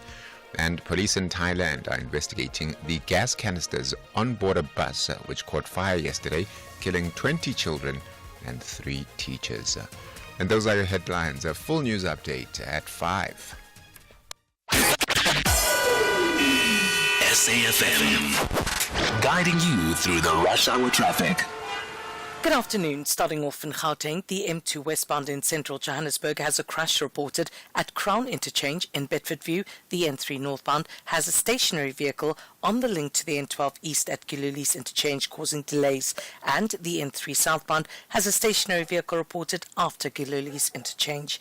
The N1 southbound in Roodepoort is queuing towards the Albertina Sisulu Road exit.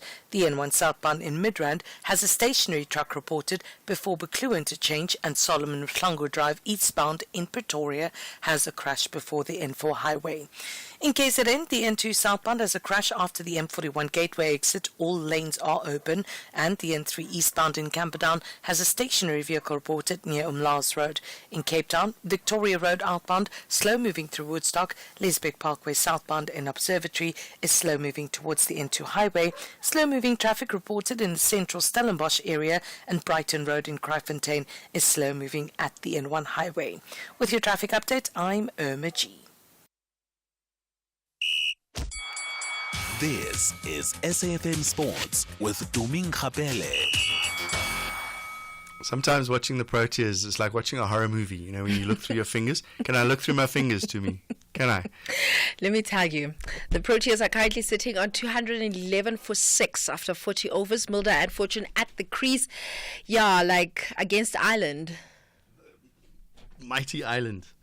Ireland are just trying to qualify for the World Cup. Can we just put this into perspective? All right, South Africa have been like at every World Cup that they could be. This is not Australia or India or England or New Zealand.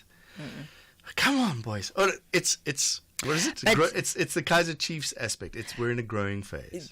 That's what I wanted to say. They've been saying they're trying to merge the inexperienced and the experienced, so we should give them time because they are developing a proper team. Okay, it's a World Cup cycle, I guess, right? I guess. How come the Springboks are getting it right? But anyway, let's move on to football. SuperSport United are reportedly set to sign striker Samir Nukovic, who is currently a free agent. The Serbian forward spent the previous season at TS Galaxy. However, the two parties surprisingly parted ways. Nukovic will be no stranger to coach Gavin Hunt. The two worked together briefly at Kaizer Chiefs during the 2020-21 season before the latter was sacked just 8 months into a 3-year contract. In the meantime, Amajita are only 90 minutes away from qualifying for the Africa Cup of Nations Under-20 tournament for the first time in 5 years. This is after their 2-0 win over Comoros to clinch the top spot in Group C and maintaining a 100% winning record in the COSAFA Under-20 Championships, which also serves as qualifiers for the AFCON. Amajita will now meet Group B winners Angola in the last 4 tomorrow, and the winner of that game will qualify for the AFCON Under-20 tournament, which will be held next year. I will not speak of a disadvantage, much as well to them because they might have rested enough. They have played 1, and with us we have played 3. We are finishing today. They finished yesterday. We are not playing tomorrow. They are not playing tomorrow, so it might be an advantage on their side, but of which couldn't be that effect to say no, we can't make it because of that noise. I think we have enough energy levels with the 20 that we have can be able to play to the end of the tournament. That's the head coach, Raymond Mdaga. Then moving on to rugby, Deon Fourie is looking to return from his long-term injury for the DHL Stormers and the Coastal Derby against the Sharks in November. Fourie has been on the sidelines for 9 months after suffering an ACL injury in April during the Champions Cup clash against La Rochelle. The Stormers were hoping to have Fourie back mid-October, but his focus is now on the end of November when they take on the Sharks in Durban. In tennis, Carlos Alcaraz came from behind to beat Yannick Sinner 6-7, 6-4 and 7-6. It took Alcaraz 3 hours and 21 minutes to win, and it's the Spaniard's 4th ATP Tour title this year and 16th of his career overall. In athletics, three-time Cape Town Marathon champion Stephen Mokoka has signed on as a pacemaker for the popular event. Fresh off completing the Olympic marathon in Paris this August, Mokoka has chosen not to compete in this year's race after running 3 marathons. Instead, the 4-time Olympian will guide runners as a pacemaker during the race weekend on the 19th of October and the 20th, when over 20,000 participants are expected to take to the streets of Cape Town. We need 12 to 14 weeks for preparation in terms of marathon. So I'm only 7 weeks inside in a marathon. So in terms of training, I'm starting to pick up my training. The body is starting to respond okay. I mean, when you age, you have to take care of your body. You mustn't do too much too soon. So I will be in Cape Town, but I will be doing the pacemaking. I'm not doing the actual marathon. I did not sign up for the actual marathon, but I'm doing the pacemaking. So because of I don't think I'll be ready yet to do the full marathon because I need more time. I mean, from the previous race that I ran, which was the Olympics, to Cape Town, it will be like 10 weeks to exact. So I won't have enough time to be prepared for a marathon. So that's why I opted not to do the full thing. On that note, it's a wrap from my side, but a quick recap in terms of the results from the Proteas and Ireland. The Proteas currently sitting on 212 for 7 after 41 overs. You see, that's my problem. That's why I'm not doing the marathon either. Yeah, because I haven't had time for preparation. It's 12 weeks. It's just too close. What do you know about that? I know everything. You see, I was also thinking it was either that or I was going to say I can be a pacemaker at the marathon, but for that first 100 meters. Yeah. Really? You just do, are you a runner, John? Well, no. But I could pace them. Give me a little pacer shirt, a little pacer bib, and I just do that first 100 meters just to help them out of the start. And then the Olympians can take over. That's fine. I don't mind. Look, sacrifices I'm willing to make. More sport with 2 minutes an hour. Andile, the CEO of a multinational corporation, is driving home with his daughter. Dad, why is the tooth fairy so stingy? Stingy?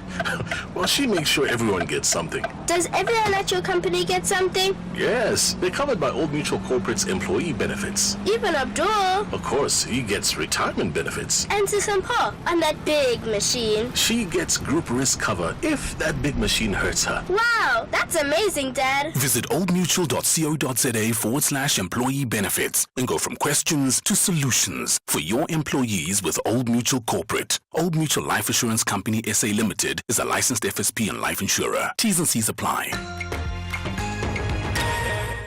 It's time to crown Miss World South Africa 2024. Tune into S3 this Saturday, the 5th of October at 8 p.m. as Miss World South Africa 24 takes center stage on S3. This year's pageant will be taking place live at the Sun City Super Bowl with tickets available at Quicket. Channel your inner star with the 2024 Miss World South Africa finale this Saturday, the 5th of October at 8:30 p.m. only on S3. Open up. Economic news on SAFM. Facts and figures you can count on. Makwe Masilela is Chief Investment Officer at Makwe Fund Managers. What's been happening on the markets today, Makwe? Not too much, but the local bonds doing okay compared to the international peers. And afternoon to you and to the listeners. John, markets are in a wait-and-see mode amid flaring tensions in the Middle East, with traders awaiting Israel's response from Iran's attack. Geopolitical fears have replaced hopes around central banks' policy easing as the main market driver, and the shaky October start continued when it comes to global markets. The big worry now, John, is should this conflict spiral into a larger scale war in the entire region, which of course could be a major October surprise, and treasuries unwinding the previous day's gains following stronger than expected job numbers as U.S. companies added more jobs than expected, and that's at odds with other indicators that show a cooling labor market. And on Friday, investors will be watching the non-farm payrolls to check the health of the U.S. economy, and locally we're facing a potential setback to our government finances as a public sector workers rejected government's 3% wage increase offer, sticking to their 12% demand. And in the last budget, our finance minister budgeted for at least 4% increase. Oil prices continue to heat up as the Middle East conflict has rapidly intensified with little signs of de-escalation. And thus, despite international pleas, we see Brent crude is up 1.7% at $75 a barrel. The yellow metal taking a breather after going up in the last session, and that was on the escalation in the Middle East conflict, while traders are waited for more clues when it comes to U.S. interest rates. And a firmer dollar is also putting some short-term pressures. We see gold is down 0.2% at 2,657, but platinum is up 1.7% at 1,006, and global markets are mixed with the JSE up 0.7%, and we've been helped by our resources and industrials. The rand is flat compared to the US dollar, trading at 17.40, 23.06 against the pound, and 19.21 against the euro. Makwe Masilela, thank you very much. More with Makwe Masilela tomorrow, but we'll have more finance in an hour's time. Makwe Masilela is Chief Investment Officer at Makwe Fund Managers. Jon Gericke on SAFM. Although the more I think about my pacing idea, I think it's a really stupid idea. You know how fast those runners go out in the first 100 meters? I can't even... they run... It's stupid fast when you see them up in real life. I was watching the comrades. I hadn't seen the comrades for years, and it was a while ago. But when you see the lead male come past, he's running. He's just run 80-something kilometers, and No, I can't do it. I've decided I will watch from the side. I can be that kind of supporter. Let's go to the phones. 086 000 2032. Mike in Acorn Hook, you want to talk about Iran? Go ahead. Hello. How are you all listeners? My name is Mike, as my host has already mentioned. Myself, I'm just worried about what Israel is doing. Israel is invading everywhere, is killing people in Palestine, is killing people in Lebanon, and no one is talking about it. Now, because of Iran, the retaliation of Iran yesterday, now they are saying Iran has made a mistake. They will see the might of Israel. And Israel is just nothing. They're just relying on America. But they don't have to forget that even Iran is having Russia on its back. So this Israel, that Netanyahu, he just wants to cause the third world war. So I don't know, maybe if we can pray for Netanyahu to disappear, then peace can prevail in Middle East, my brother.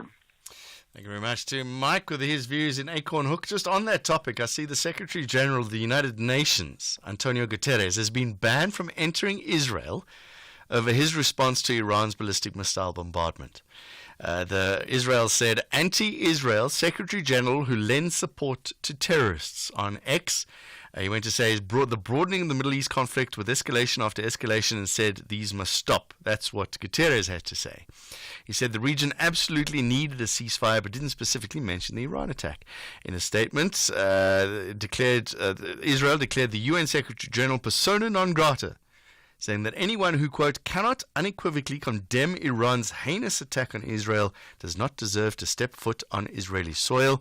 He criticized Guterres for saying his anti-Israel policy since the beginning of the war. Things are getting tense. Let's go to Henry and Harry Smith. Hello, Henry. Hey, bro, how's it? Lekker. Lekker, my bro. Listen, man. I had a teacher who taught me at Mafube combined school. His name is Ntadita. Mm-hmm. I really appreciate, what he did to me. The other year I didn't go to school, and he found me, wanting on the street, and he encouraged me to go back to school because of, I never had money to buy the books. Right. I appreciate that man. And did you help you through the tough times as well? That's the important thing. Exactly. By encouraging a child to go to school. Yeah. He told me that, Henry, I understand and I know that you were bright at school. So now you cannot just stay here at home and do bugger off. The government has started issuing the books, and you'll get the books there by the school free of charge. Excellent. Then I went back to school. I studied till I studied, man.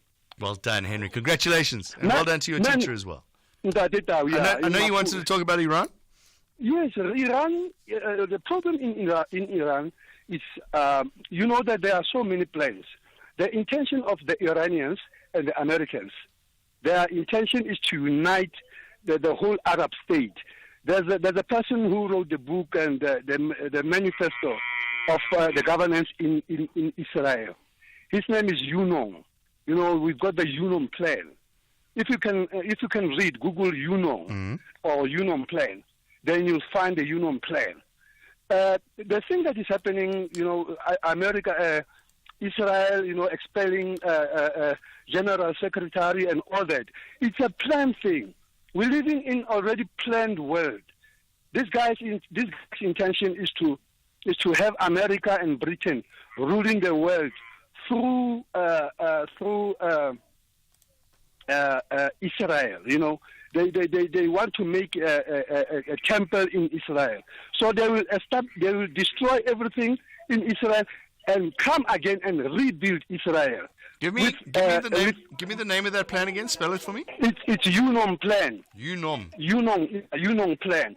If you can Google UNOM plan. Well, I'm trying to find it. I'm struggling to find it. So spell it for me.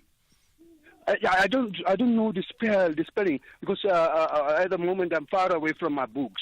But if you can try to you know, juggle around UNOM plan. As in UNOM. UNOM. Yeah, I think it's just something like scramble that. It and scramble it, you'll get it. Okay, I haven't found anything yet, but we'll have a look. Their intention is to have Israel rebuild again. Okay, Henry, thank you very much. Henry and Harry Smith with his views on what is happening there and the plans behind it. Let's take some voice notes. Hi, John. This is Lawrence from Durban. You know, with all the political jostling that's going on, is there any party that we can really believe in, that really had the best interests of the people of South Africa at heart? You know, I think not. In terms of the ANC is a spent force, and the ANC is now desperate, hanging on to power. We know that, you know.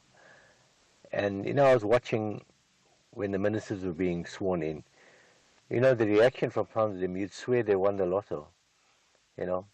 It's not about the people, it's about them. You know, they hit the jackpot, the big fat salary, the fancy car. How many of them really, really care about the people? I think you can count them on one hand. Sad, but true. This is Lawrence from Durban. John, it's very funny that the Department of Education is giving money for free in the name of appreciating the teachers. And then the next day they will mourn and complaining, saying that they're running under deficit. They don't have money to do things in the department. Only if they took that money and used to develop, to feed kids in school, it would have been more useful on that, you know, than to just give money for free in the way on how they're doing it. I'm not saying that teachers should not be appreciated. Teachers can or should be appreciated, but not with so much money. 200, 300, two buses. For me, it's nonsensical. It's do in Durban. Sharp Jon Gericke. Good afternoon, Jon Gericke. My name is Elfas Ngoboy in KZN. I'm going to name 4 of my best teachers, 2 from my primary school and 2 from my high school. 2 from my primary school at St. Nivas School. It was Mem Tiliza and Mem Kize. They taught me how to write my name. From high school, it was Mr. Nyuswa. Kobume High School, Mr. Nyuswa and Mr. Msani. Mr. Nyuswa made me fall in love with literature, and Mr. Msani taught me very well how to do mathematics. Those are my best 4 teachers. Anyway, enjoy evening, Mr. Gericke. I love him. Keep them coming. We'll take more voice notes later on. It's 10 to 5. Back-to-back champions, the Buccaneers are only interested in lifting up their 3rd consecutive title. Meanwhile, Maroon and Gold, Stellies, want to ensure that black and white fans go to bed early. This is the MTN 8 final. Wafa Wafa! Catch the reigning champs Orlando Pirates up against Stellenbosch FC on Saturday, 5 October at 5:30 p.m. live on SABC 1 and SABC radio stations. Proudly brought to you by SABC Sport. For the love of the game. For 18 years, Kumbulekaya has been fostering healing through forgiveness and reconciliation. Are you asking me that? Yes. I grew up without a mom. So what happened to your family? What family? You are my family. What happened to you? Witness as families forgive one another and reunite after a long time. Catch the new season of Kumbulekaya on SABC1 every Wednesday at 9 p.m. SAFM 104 to 107 nationwide. Leading the conversation. 9 minutes to 5, you're with SAFM. I'm Jon Gericke in for Ashraf. It's lucky to be along with you on the National Pulse. The 21st edition of the Top Women Awards announced today. Prestigious event has become a beacon for recognizing organizations leading the way in gender reform, as well as female leaders and advocates for inclusion. Project manager of those awards, Adelia Fester, joins me on the line now. Adelia, thanks very much for joining us. Give us some background. What is the reason for these awards, and are they still necessary? Hi, good afternoon, John. Nice to meet you. Yes, so, just to give you a bit about the awards, it was established actually in the year of 2003. It's been around for 21 years now, and it's actually one of the longest running platforms for women who lead. It's taking place on the 4th of December at the Sandton Convention Center. And what it is, John, it is, a collaborative platform which recognizes exceptional leadership, innovation, and vision in South Africa's private and public sectors. And what the awards does is, John, it honors outstanding women and organizations that have made significant strides in gender empowerment, creating inclusive and equitable, workplaces. So, yes, they are definitely still necessary because, in our research for top women across the public and the private sectors, we don't actually see, too much growth in the involvement, of women at top level and middle management. We certain sectors we do see making a concerted effort each year in regard to the representation of women. So, until the day that we see, equitable workforces, it will still be necessary, yes. Yeah, the C-suite representation is still very low across the country, isn't it?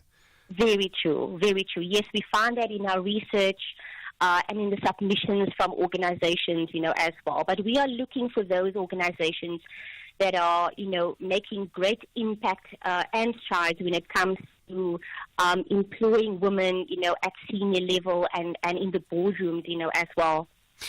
What I like about this is you're awarding businesses. So it's not necessarily, and there are women leaders, and you've got those in there towards the end, the big ones, but you're awarding businesses for actually making change. How important is that? Yeah, no, it's really important because what we will be looking at, are the impactful investments, that organizations are making. And, how does those innovations and programs, women empowerment programs, how do they impact on society as well? Because the Standard Bank Top Women Awards, it aims to actually encourage excellence and shape the future, of leadership, as well. So what we will be doing is, providing a platform to, showcase trailblazing women and organizations to encourage others to strive for excellence, John. Am I correct that all of your judges are women? That's why, yes. The majority, of women as it stands right now, they are women, yes, correct. But we do have a special category. It's actually called Male Driving Gender Diversity in the Workplace. That's a very special, yes, award category. And that award looks at the importance of males, fostering an environment for women to be included. So how are they making the workplace conducive to females? It's not just women at top level, but even in the mine shaft, for example. How are they making the workplace conducive to women? From grassroots level, actually, and to the top. So, yeah, we do actually have the male driving diversity, but to answer your question, the majority of the judges right now are females, yes. Yvonne Chaka involved there as well, so that's a good name to have. Yes, 100%, yeah. How are the women selected? Oh, yeah, to touch on the point you mentioned earlier on with top companies and corporates, right? So we do actually have categories, John, that are for startups, for female entrepreneurs as well. We actually have an award called the Top Women Leader in SMME, which ultimately looks at small to medium enterprises as well. So we're not discounting the smaller organization as well. But yeah, so yes, sorry, if you could just repeat that last question. How did you select the businesses? What are the criteria to enter, and then what is the judging panel? Right, so there is the general criteria, which will be, what percentage of females do you have within the organization? So do you have a 30% of females staff overall? Is there about a 20% female representation on executive directors? Is there a minimum of 20% female ownership, partnership, or shareholding in the business? Does the company or the organization have around 10% of females in senior management? And then, most importantly, we also look at your motivations that you submit.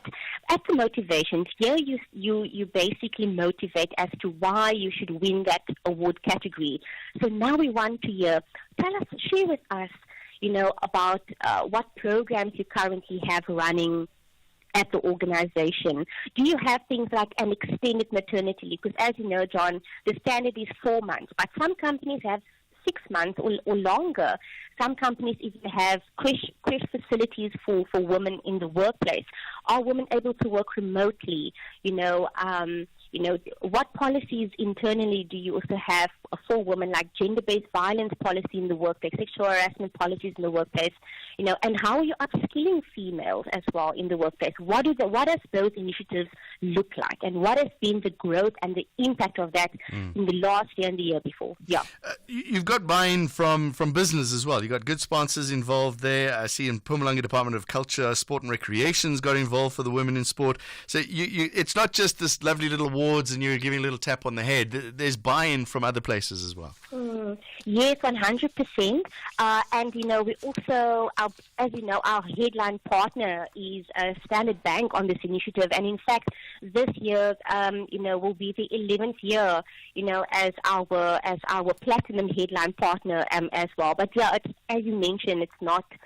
There's quite a lot of organizations that collaborate with us on this event. As you know, aside from the awards, we also have the 2-day conference, which will take place over the 25th and the 26th of November, also at the Sandton Conference Center. And there we have quite a number of organizations that will be participating. They'll be engaging in, impactful dialogue, on the main stage there at our conference as well, yeah.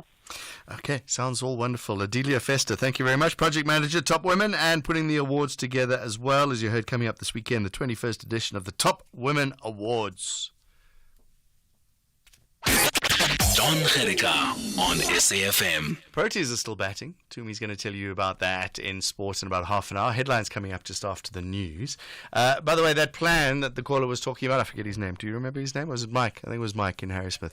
Henry and Harrismith. It was Henry or Mike. It was one of the two. He was talking about the Yinon plan. Y-I-N-O-N plan. Published in 1982. I haven't read it. I just got somebody pointed me in the right direction now. So I'm going to have a look at what the Yinon plan is. Y-N-O-N. If you want to go look that up. I think we've got some more voice notes on teachers. We do. Good news stories. Hi, John. Thanks for the awesome show, buddy. Thank you. Sorry you had a bad experience with your history teacher. I, on the other hand, had an awesome experience. My teacher was Miss Powell back in 97 throughout till 2000. What an awesome teacher. Extremely hard on me. For some reason, I would get it the worst. But I loved her subject. And so much so that I actually got a distinction in it in my final year. So, yeah, beautiful. I think she immigrated overseas, and but all the best to her if ever she hears this from one of her students. Thank you so much. Cheers. Bye.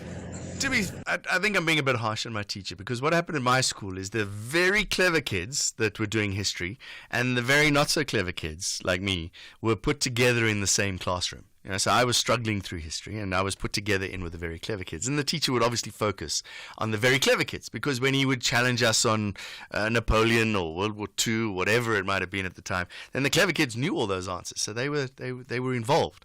Whereas I just sat in the corner when he started talking, eyes glazed over about Napoleon. Like, why do I need to know about Napoleon? And I was never told why I needed to know. And only later in life did I start looking into history, and it fascinating. It's just how important Napoleon was in the history of our country. How, these things weren't explained to me, so it's not his fault. I think I'm not going to. He's not going to take all the blame. It's 5 o'clock. Let's get news with Greg first.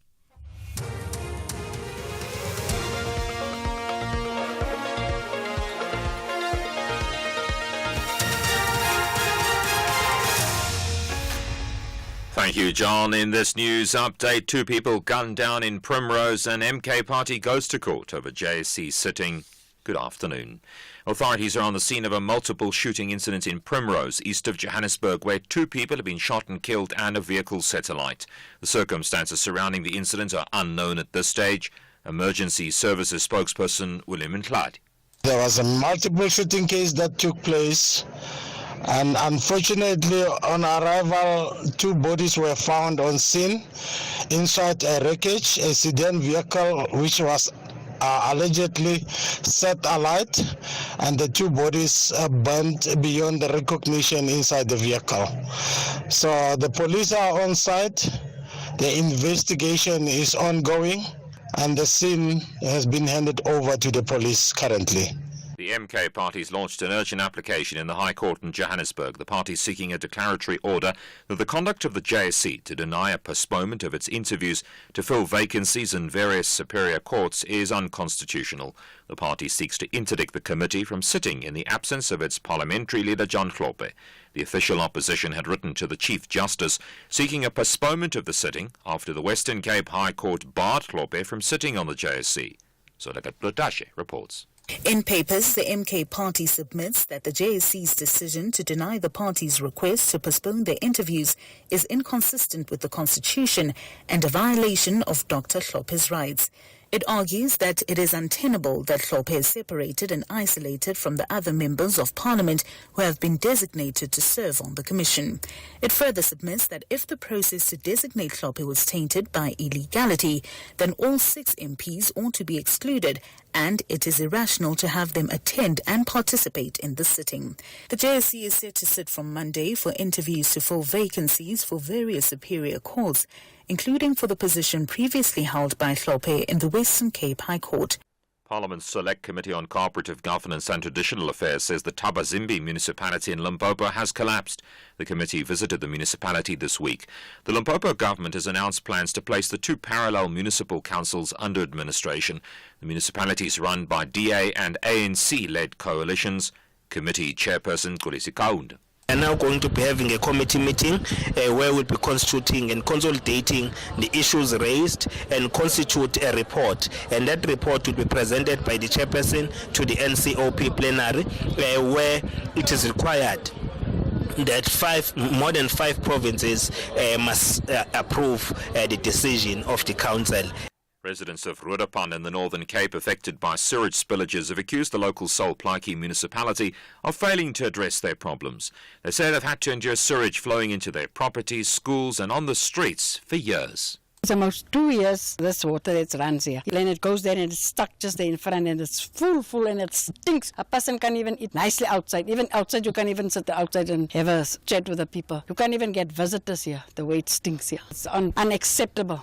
This is unhealthy, this is a health risk. And another thing is, Sol Plaatje must do something about this. Even the pump at the back. Why don't they repair the pump at the back? That is the main thing. They must repair that pump. If they can repair that pump, then we won't have the problem with the sewage that is running all over the place. Meanwhile, the spokesperson for the Sol Plaatje municipality, Thabo Motibi, says they can only offer temporary solutions for now due to a pending legal matter with a service provider. Our sanitation service delivery commitment was in having invested in the upgrade of the Eagle Street and Legaeng pump stations in Roodepan. Regrettably, a legal battle has unfolded, us as the municipality against the service provider. Therefore, we are unable to move on in appointing another service provider. Finally, police in Thailand are investigating the gas canisters on board a bus which caught fire, killing 20 children and 3 teachers. The BBC's Jonathan Head has more. An examination has revealed that there were 11 gas canisters, 5 more than the maximum allowed, distributed around the lower deck of the bus, almost certainly the cause of the fatal fire.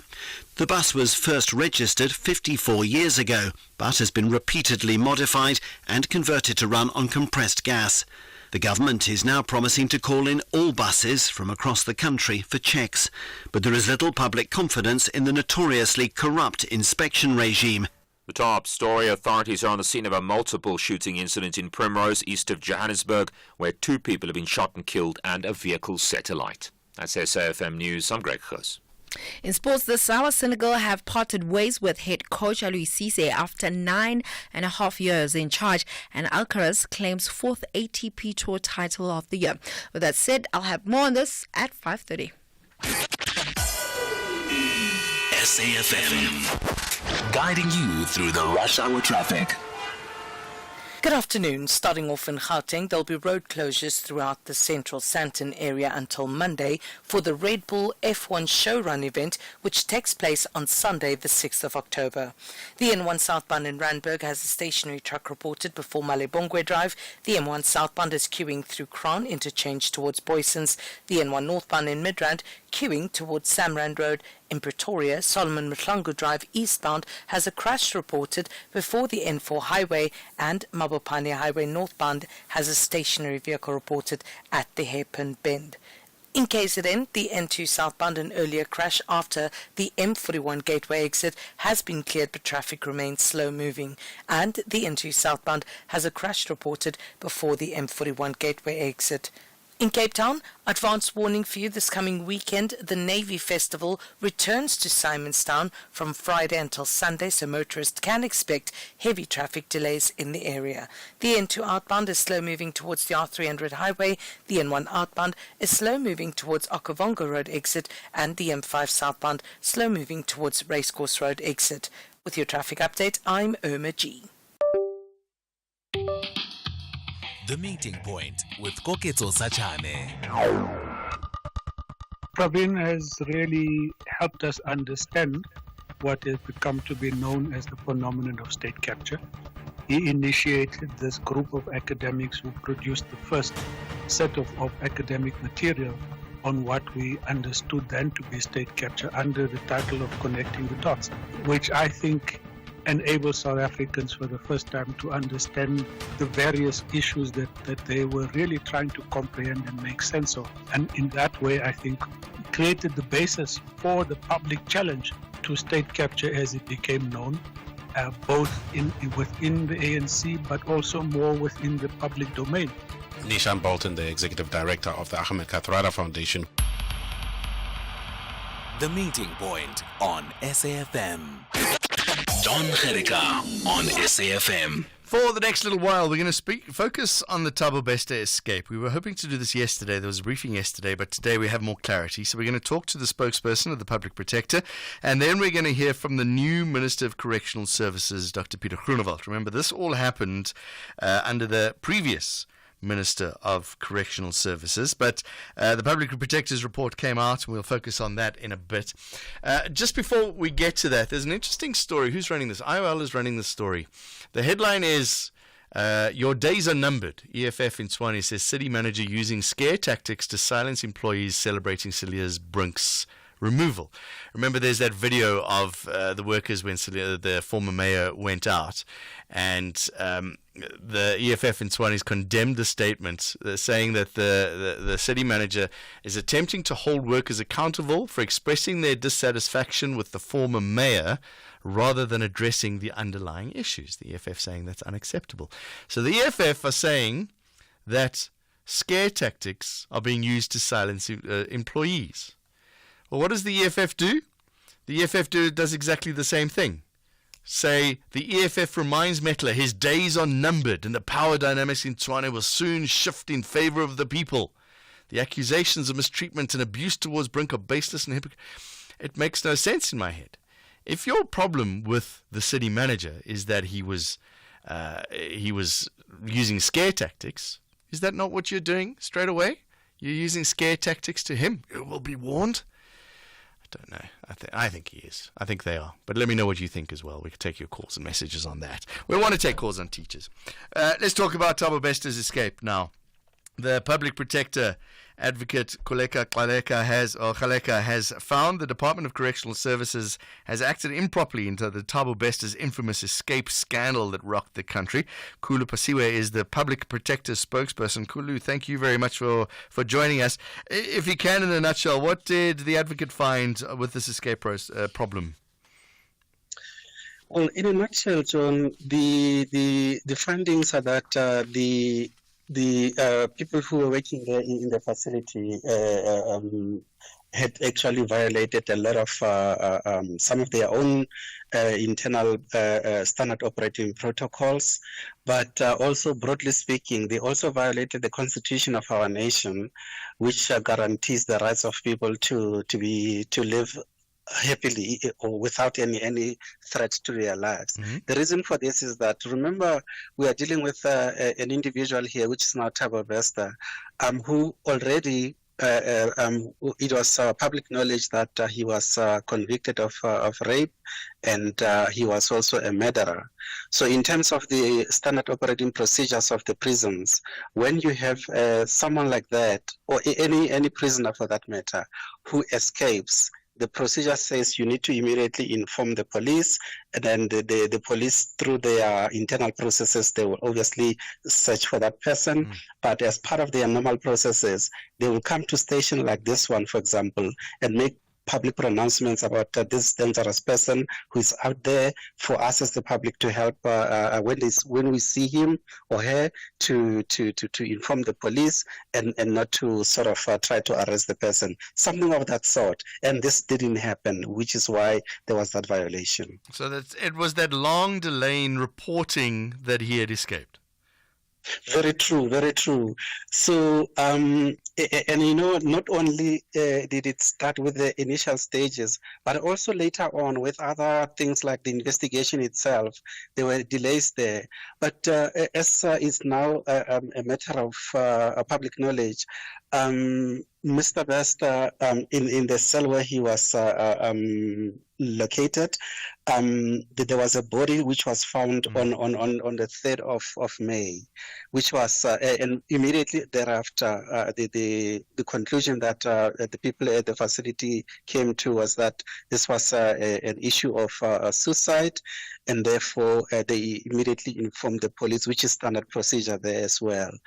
And then on the 4th of May, there was an investigation that was the post-mortem that was done by the doctors, and that's where, if things were going to go according to plan, that's where alarm was supposed to have been raised. So the doctor said to them that, guys, we don't see when someone has died in a close environment, there are certain specific signs that you will see. For example, smoke inhalation and all sorts of things. In this particular body, we don't see those things. So something is amiss here. But the correctional facility people did not take this matter up in terms of trying to even warn the public or anything of that sort. It was actually the police themselves who started doing this particular investigation on their own without, as standard procedure would entail, without them getting information about the escape from the facility, the correctional facility. Okay, so what is the public protector? What suggestions has she put in line now?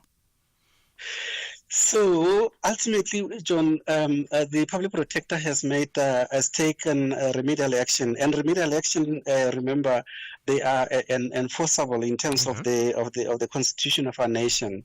So the department as a whole has been given in totality about 120 days for them to come up with a plan as to how they're going to deal with situations like this, that we don't have a recurrence in future. So they need to come up with plans to avoid escapes, but also importantly, on how they are going to ensure that all their employees are going to follow the process that is already there, which is saying that when you have inmates within your facility, when someone is unaccounted for, you need to follow certain procedures.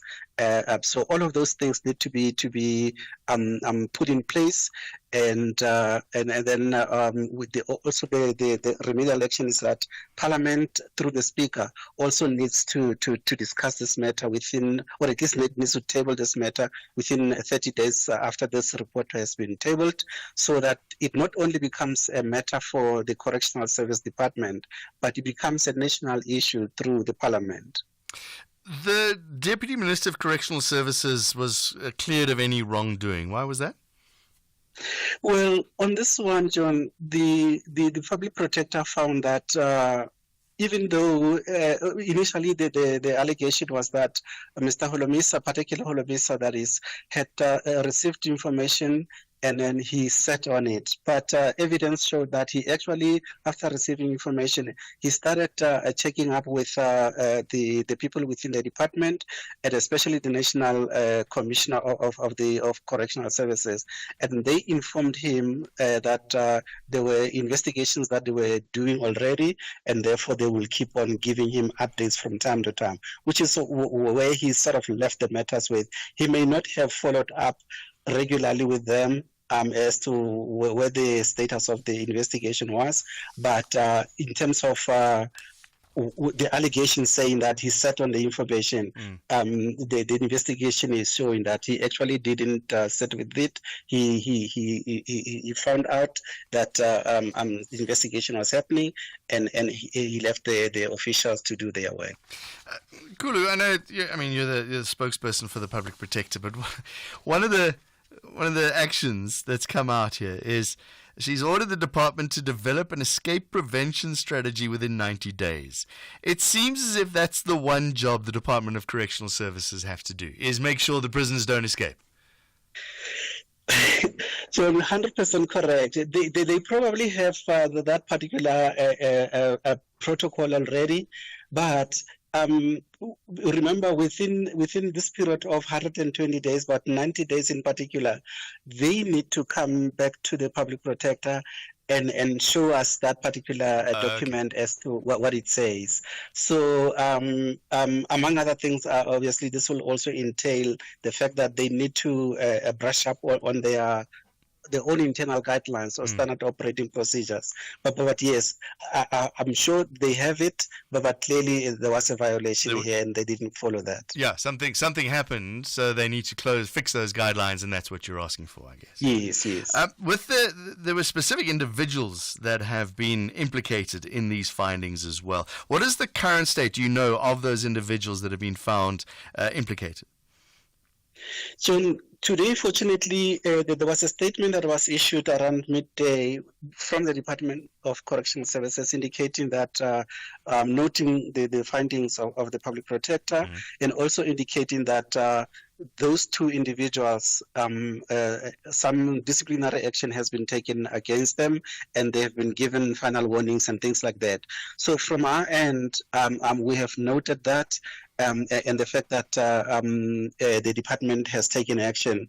And based on that particular information, the public protector has made pronouncements that from our side, at least as the office of the public protector, there's no need for her to make any remedial action or to take any remedial action against them, because the department has already taken disciplinary action against those individuals. Kulu, you said right at the beginning that these individuals put the public in jeopardy. They went against the Constitution, and just being given a final warning letter just doesn't seem to equate to the right kind of punishment. John, on this one, quite frankly, it's something that, firstly, I know that there's also a court case which is happening around some of these matters, but the department itself will have to see how they deal with this particular matter.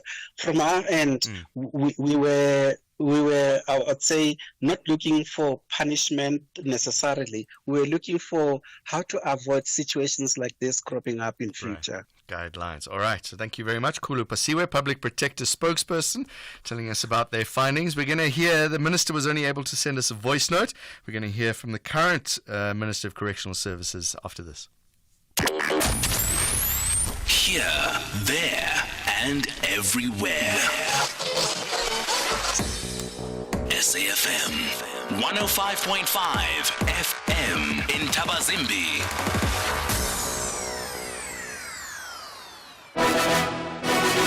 Weeknights on S3 are anything but ordinary. BBC Primetime brings you the best of British television from 9 p.m. till 11 p.m. Open your mind to Life on Death Row, Thursdays at 9 p.m. and Resistance in a Hostile Environment, a 3-part documentary showcasing turning points which would go on to define race relations in the UK for a generation. Thursdays at 10 p.m. Wind down your weeknights with The Outlaws, Fridays at 9 p.m. and explore the world's most dangerous roads at 10 p.m. Channel your best entertainment with BBC Primetime, only on S3. Open up. Andile, the CEO of a multinational corporation, is driving home with his daughter. Dad, why is the tooth fairy so stingy? Stingy? Well, she makes sure everyone gets something. Does everyone at your company get something? Yes, they're covered by Old Mutual Corporate's employee benefits. Even Abdul. Of course, he gets retirement benefits. And Sisampo on that big machine. She gets group risk cover if that big machine hurts her. Wow, that's amazing, Dad. Visit oldmutual.co.za/employee benefits and go from questions to solutions for your employees with Old Mutual Corporate. Old Mutual Life Assurance Company SA Limited is a licensed FSP and life insurer. T's and C's apply.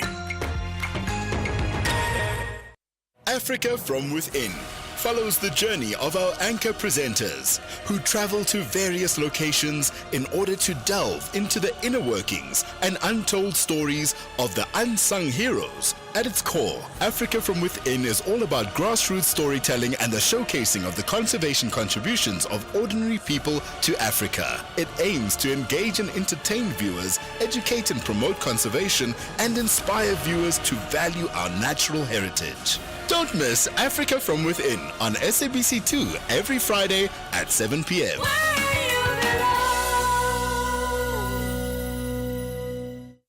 The National Pulse, weekdays 3 to 6 p.m. 23 minutes past 5. Well, the Minister of Correctional Services, Dr. Peter Groenewald, took note of that report issued by the Public Protector regarding Thabo Beste's escape in 2022. The Minister sent us this voice note. Public Protector's report on the Thabo Beste's escape actually revealed the problems in correctional services. In this specific case, we must remember that it is a private partnership in terms of correctional center. Therefore, it also reflects not only on the two officials of correctional services, but also on G4S. We must always remember that G4S is responsible to ensure that there are no escapes, and they failed in that. In terms of the two officials involved, disciplinary steps were already taken against the two, and they were transferred to other divisions and even other facilities. One of them is going on retirement by the end of this year. In terms of how the department plans to deal with escapes and similar offences going forward and to curb such offences, the Public Protector's report required a comprehensive plan and also steps the department will take to prevent these sort of escapes. They have 30 days to present and submit that strategic plan, and they will comply to that. The department is already busy with compiling such a report, so the report will then reveal how such escapes will be prevented. That's Dr. Peter Groenewald, the Minister of Correctional Services, in reply to the Public Protector's report on Thabo Beste's escape. Jon Gericke on SAFM. To the phones at 25 minutes past 5. Let's go to Michael in Durban. Hello, Mike. Hey, Mike, how are you? Lekker. Go ahead. Sorry, Michael. You didn't say your name was Mike. Go ahead. Yeah, Michael is. Yes.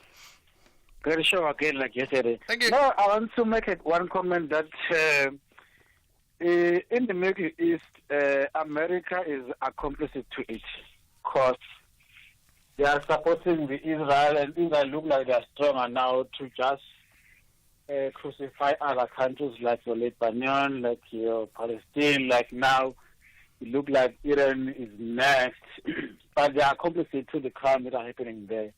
Of course, I'm totally against the terrorist attacks of Hezbollah or Hamas, unprecedented, but the scale of people's deaths following that, it is not justifiable.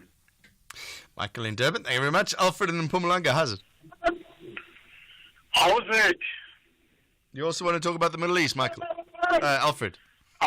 Yes, I want to talk about the Middle East. You see, there in the Middle East, I mean, what America is doing there is a nonsense. And they are provoking some other leaders around the globe. And when we end up having the likes of Hitler, we tend to talk back and only find that the Hitlers will be the end product of the behavior of the West. It's trying to correct that America will want to lead ceasefire. But then at the end of the day, they are the people who are providing Israel with guns to commit all these atrocities they are committing in Afghanistan. And now they want to blame, I mean, not in Afghanistan, in what you call in Lebanon. Right. You see, maybe I should take you back a bit. You see, some months ago, they went to Iran. They assassinated the leader, who was from Gaza, representing people of Gaza. They went to Iran and assassinated that person, of which that thing of its own was sort of bad. Now Iran never responded at that particular moment, but then Iran had the right to respond. Iran had the right to protect its citizens, because immediately they want to incite the Iran. I mean, the citizens are becoming in danger, you see. And what they have to do at the end of the day, they are expected to respond, you see. Okay. So ultimately, what I'm saying is, from long ago, we're watching the behavior of Americans. They started by Iraq, 1992. They went to Afghanistan. They were in Syria. Though in Syria, they were not all out. Now they are in Lebanon through Israel.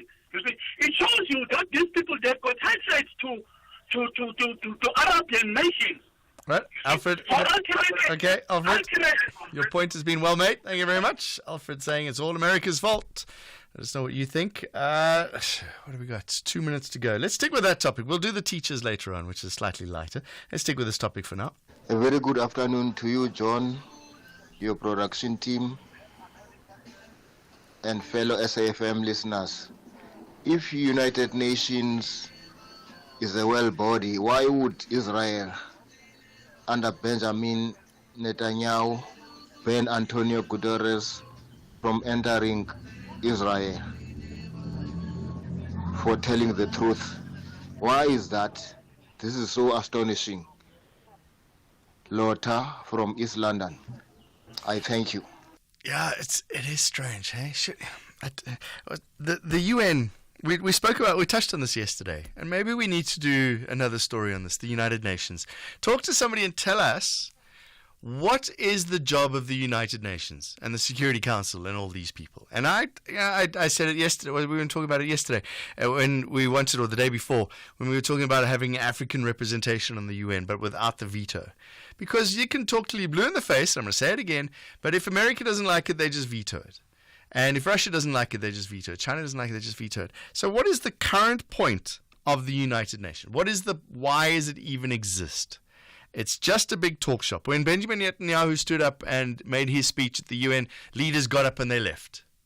So he made his speech. So what? I know we talk about talk, but with talk you got to have a conversation. It's not just a one-way talk. Is there any kind of conversation happening? Because that's the point of the United Nations. We all sit around a table and say, I want this and you want this, and we reach an agreement.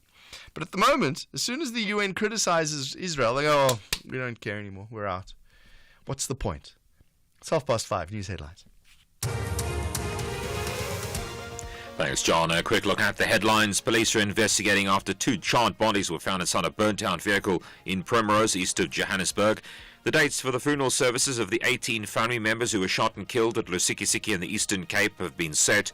And the International Organization for Migration says more than 100 people are missing after smugglers forced them to jump into the sea off the coast of Djibouti. A full update at 6 o'clock. SAFM, guiding you through the rush hour traffic. Good afternoon. Starting off in Gauteng, the M1 northbound in Sandton is slow moving towards Grayston Drive. The N1 southbound in Roodepoort has heavy traffic reported towards the Albertina Sisulu Road exit. The R59 southbound in Alberton is queuing towards Swartkoppies Road exit. Allendale Road eastbound in Kloekop has delays towards Keenoch Road, and the N1 northbound in Centurion has a crash before Brakfontein interchange. All lanes are open. In KZN, the N2 southbound, an earlier stationary track after the M41 gateway exit has been cleared, causing delays. The N3 westbound in Pietermaritzburg has a stationary vehicle reported before Market Road exit, and the R102 is queuing near the M25 Commercial Highway. In Cape Town, the N2 outbound slow moving towards the R300 highway. The M3 southbound is queuing towards Rhodes Drive. The M5 southbound slow moving towards the N2 highway. The M7 Jakes Harville Drive southbound slow moving towards Beaufort Circle, and the N1 outbound slow moving towards Okavango Road exit. With your traffic update, I'm Irma G. This is SAFM Sports with Tuming Khapele. Tommy, good afternoon. What's happening in the world today? Well, let's start things off with cricket, where the Proteas are in action against Ireland, and the Proteas posted 271 for 9 in their innings.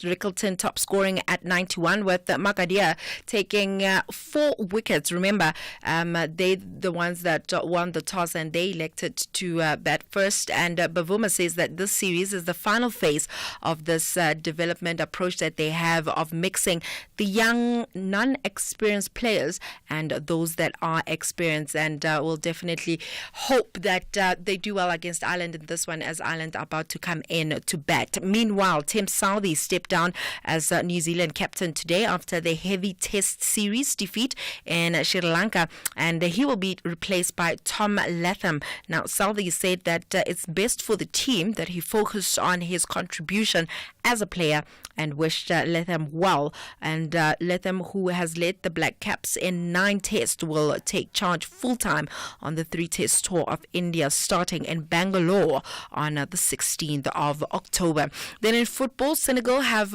parted ways with the head coach Aliou Cisse after 9.5 years in charge. Cisse, who's a former captain of the national team, guided the Teranga Lions to their maiden AFCON title in 2022. They are yet to announce who is going to replace him. But from one national team to the next, the South African Football Association say that they are on a drive to ensure that Bafana Bafana are accessible to almost all the provinces in South Africa. But this also requires support from municipalities around the country. After scheduling most of Bafana matches around Gauteng and in front of poor crowds, Lydia Munyapao, who's the CEO, says that they have now adopted a different approach. I think what you're saying is quite correct. You know, Bafana Bafana does not belong to a certain province. It does not belong to a certain people. You know, it belongs to the country. It's a national team.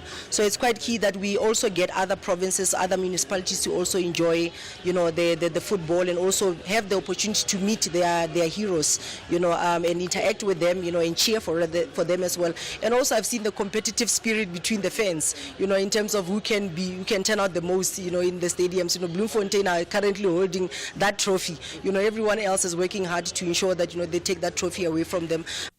In the meantime, Amajita are only 90 minutes away from qualifying for the Africa Cup of Nations Under-20 tournament for the first time in 5 years. This is after the 2-0 win over Comoros to clinch the top spot in Group C, maintaining a 100% winning record in the COSAFA Under-20 Championships, which also serves as qualifiers for the AFCON.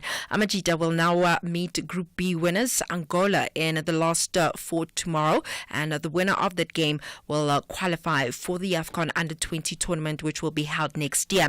Then moving on to rugby, Deon Fourie is looking to return from his long-term injury for the DHL Stormers in the Coastal Derby against the Sharks in November. Fourie has been on the sidelines for 9 months after suffering an ACL injury in April during the Champions Cup clash against La Rochelle. The Stormers were hoping that he would return by mid-October, but his focus is now on the end of November when they take on the Sharks in Durban. In tennis, Carlos Alcaraz came from behind to beat Jannik Sinner 6-7, 6-4 and 7-6, and it took Alcaraz 3 hours and 21 minutes to win. It's the Spaniard's 4th ATP Tour title this year and 16th of his career. In motorsports, Formula E will conduct an all-female test to accelerate diversity and equality across motorsport.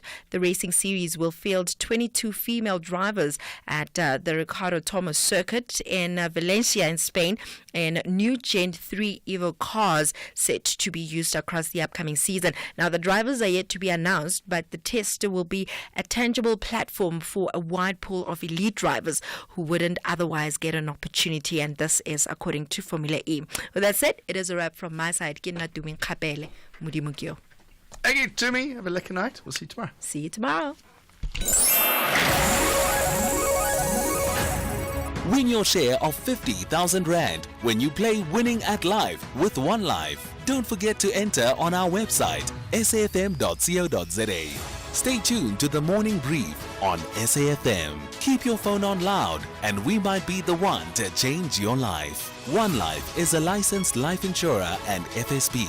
T's and C's online. One Life, changing lives.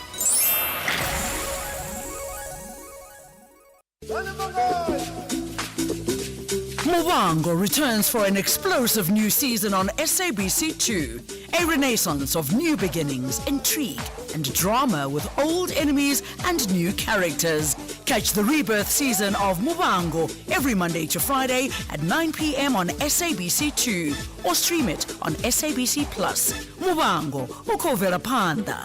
SABC2.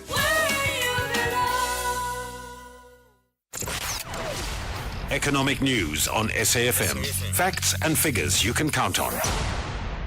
MoneyWeb market update at about 22 minutes or so from now. Let's look ahead. Jimmy Miyaha, good afternoon. Good afternoon, John. How are you? Always well. Watching the Proteas struggle, but it's okay. We're getting used to that. That's good. No, That's it's good. not. I couldn't put myself through some of the emotional torture that comes with supporting sports teams. That's why I stick to the Springboks and I move on. Stick to the finance. You see, I was going to say stick to the finances, but that's also depressing sometimes. So which one is which one is it today? Today's okay. Today's not as bad as what we thought it would be, especially for local counters. They had a really good day. We'll get into the actual performances in a bit. Let me first start with what's coming up on our show. We're going to pick up on the conversation around that phase 2 of the business-government partnership. We're going to be speaking to the chair of Business for South Africa, Martin Kingston, around some of those developments, understanding, of course, that there's a lot that needs to be done. There's a very ambitious 3% growth target by the end of 2025, 400,000 youth jobs to be created. I want to get a sense of whether or not this is ambitious or unrealistic. So we're going to look at that and try and make sense of that. Then we've got a conversation with Alan Gray around the retirement considerations you have to think about when you're now dealing in the changes that have come into effect with the two-pot. And then we've also got a conversation taking a look at the PIC. They gave us an integrated annual report for 2024, and they highlighted a couple of things around some of the constraints they might have in terms of how they deploy their capital or their investments. Of course, the PIC manages the Government Employees Pension Fund. They have another I think it's around just under 3 trillion rand in assets under management. That's increased by about 3% last year as well. So we're going to get a sense of what's been happening with the PIC, where to from here, and what challenges they face. And then because it's Wednesday, we've also got an executive lounge feature on a Wednesday. We're going to be speaking to the CEO of Simply Black Media, Karine Haffajee. We're going to get a sense of how she built the business and what she's been doing for the last 20 years in the industry. But before we get to that, as I said, markets have had a bit of a mixed day depending on which side of the world you have been looking at. Chinese markets are still closed for National Day. They're going to be closed for a while. The Nikkei was down 2%, but the Hang Seng in Hong Kong was up 5.6%. Sydney ASX was down about a fifth or 10% rather. European markets were a bit of a mixed bag. London FTSE was up 0.5%, but the DAX was down 0.5%, and the CAC 40 in France was down 0.1%. The Nasdaq sitting flat, the S&P sitting flat, the Dow sitting flat. US markets not doing anything. South African markets had a really good day. Industrials were up almost a full percent, 0.9% in the green. Resources 0.8% in the green. Financials 0.1% in the green. As a result, your all share was up 0.5%. Your top 40 was up almost 0.75%. The rand kind of not doing much, but a little better against the dollar. 17.34 against the dollar.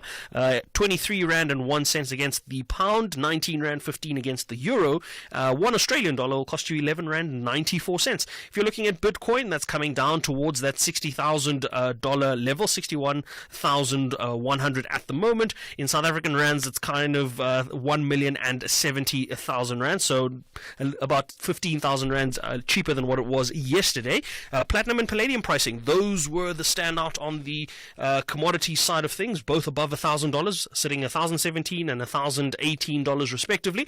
Brent crude, off the back of those escalating Middle East tensions, is back towards $75. It's currently at $74.20 a barrel. The gold price is very confused. It should ordinarily, in riskier times or in uncertain times, be moving up. It's moving down. It's sitting at $2,649. We're going to come back with these and other stories a little later on. For now, John, back to you. Still want to get into that executive lounge. Couches, leather, I'm imagining books, little whiskey. I sent you pictures. I tagged you in a picture on it on X. Yeah, that's kind of the vibe we're going for. That's what it looks like. It's okay. One day is one day. I'll win the lotto and get into the executive lounge in one day. I can see it happening. All right, Jimmy, thank you very much. More with Jimmy Miyaha, as he said, in the MoneyWeb Market Update just after the news at 6. Here, there, and everywhere. SAFM 105.6 FM in Mthatha. You are listening to Jon Gericke on SAFM. We got time for calls. What are we doing? We're going to take voice notes first. Yeah, we got plenty of voice notes. I feel like I might have played one or two of these before, so if I have, I'm just going to fast forward through them. So let's take voice notes. 0614 104 107. Good afternoon, SAFM. This is Peter from Bloom. John, how much does it cost to lodge an urgent application in the High Court, Appeal Court, Supreme Court, up to the Constitutional Court? How much is the money these political parties are paying left and right? Especially this MK. Hey, these people have got money, eh? Whoever is sponsoring them is on the mission to ensure that he just pop up the money left and right. Hi, John. Thanks for the awesome show, buddy. Sorry you had a bad experience with your history teacher. On the other one, let's go to this one. Good afternoon, Jon Gericke. I just want to make a comment on the news just released about Rodepan. I am originally from Rodepan. That sewage spillage comes now on for years and years and years now. And nobody is doing something about it. Not even Soplike municipality. I don't know what is going on, and then this thing is deteriorating on a day-to-day basis. It's so unfortunate. Seriously. This comes from Terence. Good afternoon, John and SAFM listeners. John, just allow me to recognize the following former teachers of mine. From my primary, it was Mem Mashawani. She was one of the best who taught us a lot of things during our time when we were still doing sub A, sub B. And now when I go to high school, I just want to recognize Mr. Sagaria Molala. He was a best teacher who taught me English, geography, and business economics. And then Mem Tsiani, who taught me accounting. Those were my best teachers ever. That is Mapetu, Jeffrey, Sikukuni, Limpopo, Mabisi. Yeah, keep those teachers ones coming in. I love it. These teachers deserve recognition. They've changed your life if you think about it. They made you who you are. Let's take calls. What are we going to talk about? Jon Gericke, Dr. Jon Gericke, we spoke about this yesterday in the Judicial Service Commission, the JSC. PJ in Soweto, how's it? Hi, John, how are you? Liquor. Good man, John. Can you please clarify something for me? You know, I'm just as confused, and my confusion is making me to come to a decision to say there's an animal farm going on here. Okay. If I'm correct, Jon Gericke was impeached. Apparently, the charge was that he tried to influence his fellow judges by discussing an ongoing case with them. Am I correct on that? Correct. Now, this is why I'm confused, Jon Gericke. We've got the Senzo Meyiwa case going on now, and every day, Judge Rata is always making reference about the JP, saying this and that about the case, and so on. Where is the difference there? I thought my little understanding is that now judges cannot actually discuss an ongoing case. So if Rata every week in front of the television is telling us about the JP, giving pressure, saying this and this. Help me out. You see, I'm clueless on this. What is the JP? The judge president. Judge president. Okay. So you feel as if he's engaging with the judge president? This is why I'm really being confused, because Jon Gericke was also a judge president there. We have got a judge president whom we are hearing every week on television that is exerting pressure on Rata to move this way, and that's why we became. Where is the difference here? Okay, I don't know the answer. Let's work it out together if we can, PJ, and maybe this is not the brightest thing to do, right? So if the judge president says you got to speed things up, he's not really influencing the decision making, is he? No, it doesn't go there only. Every week, Russia is telling us about the judge president saying different things about that case. No matter in that case, John, my understanding, as I say again, pardon my little understanding about this. My understanding, Jon Gericke said to Kavinde and her that now. No, I get it. All right. So you've made. So what I'm trying to say, PJ, is maybe. You see, maybe let's see if we can find somebody to try and explain what the difference is and what the job of the judge president is to do, and how or what their interaction is with the judge on the bench. Because both of them were in the same position. He was a judge president as well. Yeah, all right. We'll find an expert. We'll find somebody who knows much more about law than me, which is not difficult. I think anybody knows more about law than me. But PJ, in Soweto, thank you very much for raising that. All right, is the Thabo Bester case? What did he say? Senzo Meyiwa case. Is that the judge president getting involved? We'll have to find somebody that can explain what does the judge president actually do. Kandisa in Motlasana, good chatting to you again. Do you want to talk about what's happening in Tshwane? Oh, Kandisa's gone. All right, so we got somebody else here, but I don't know who that is.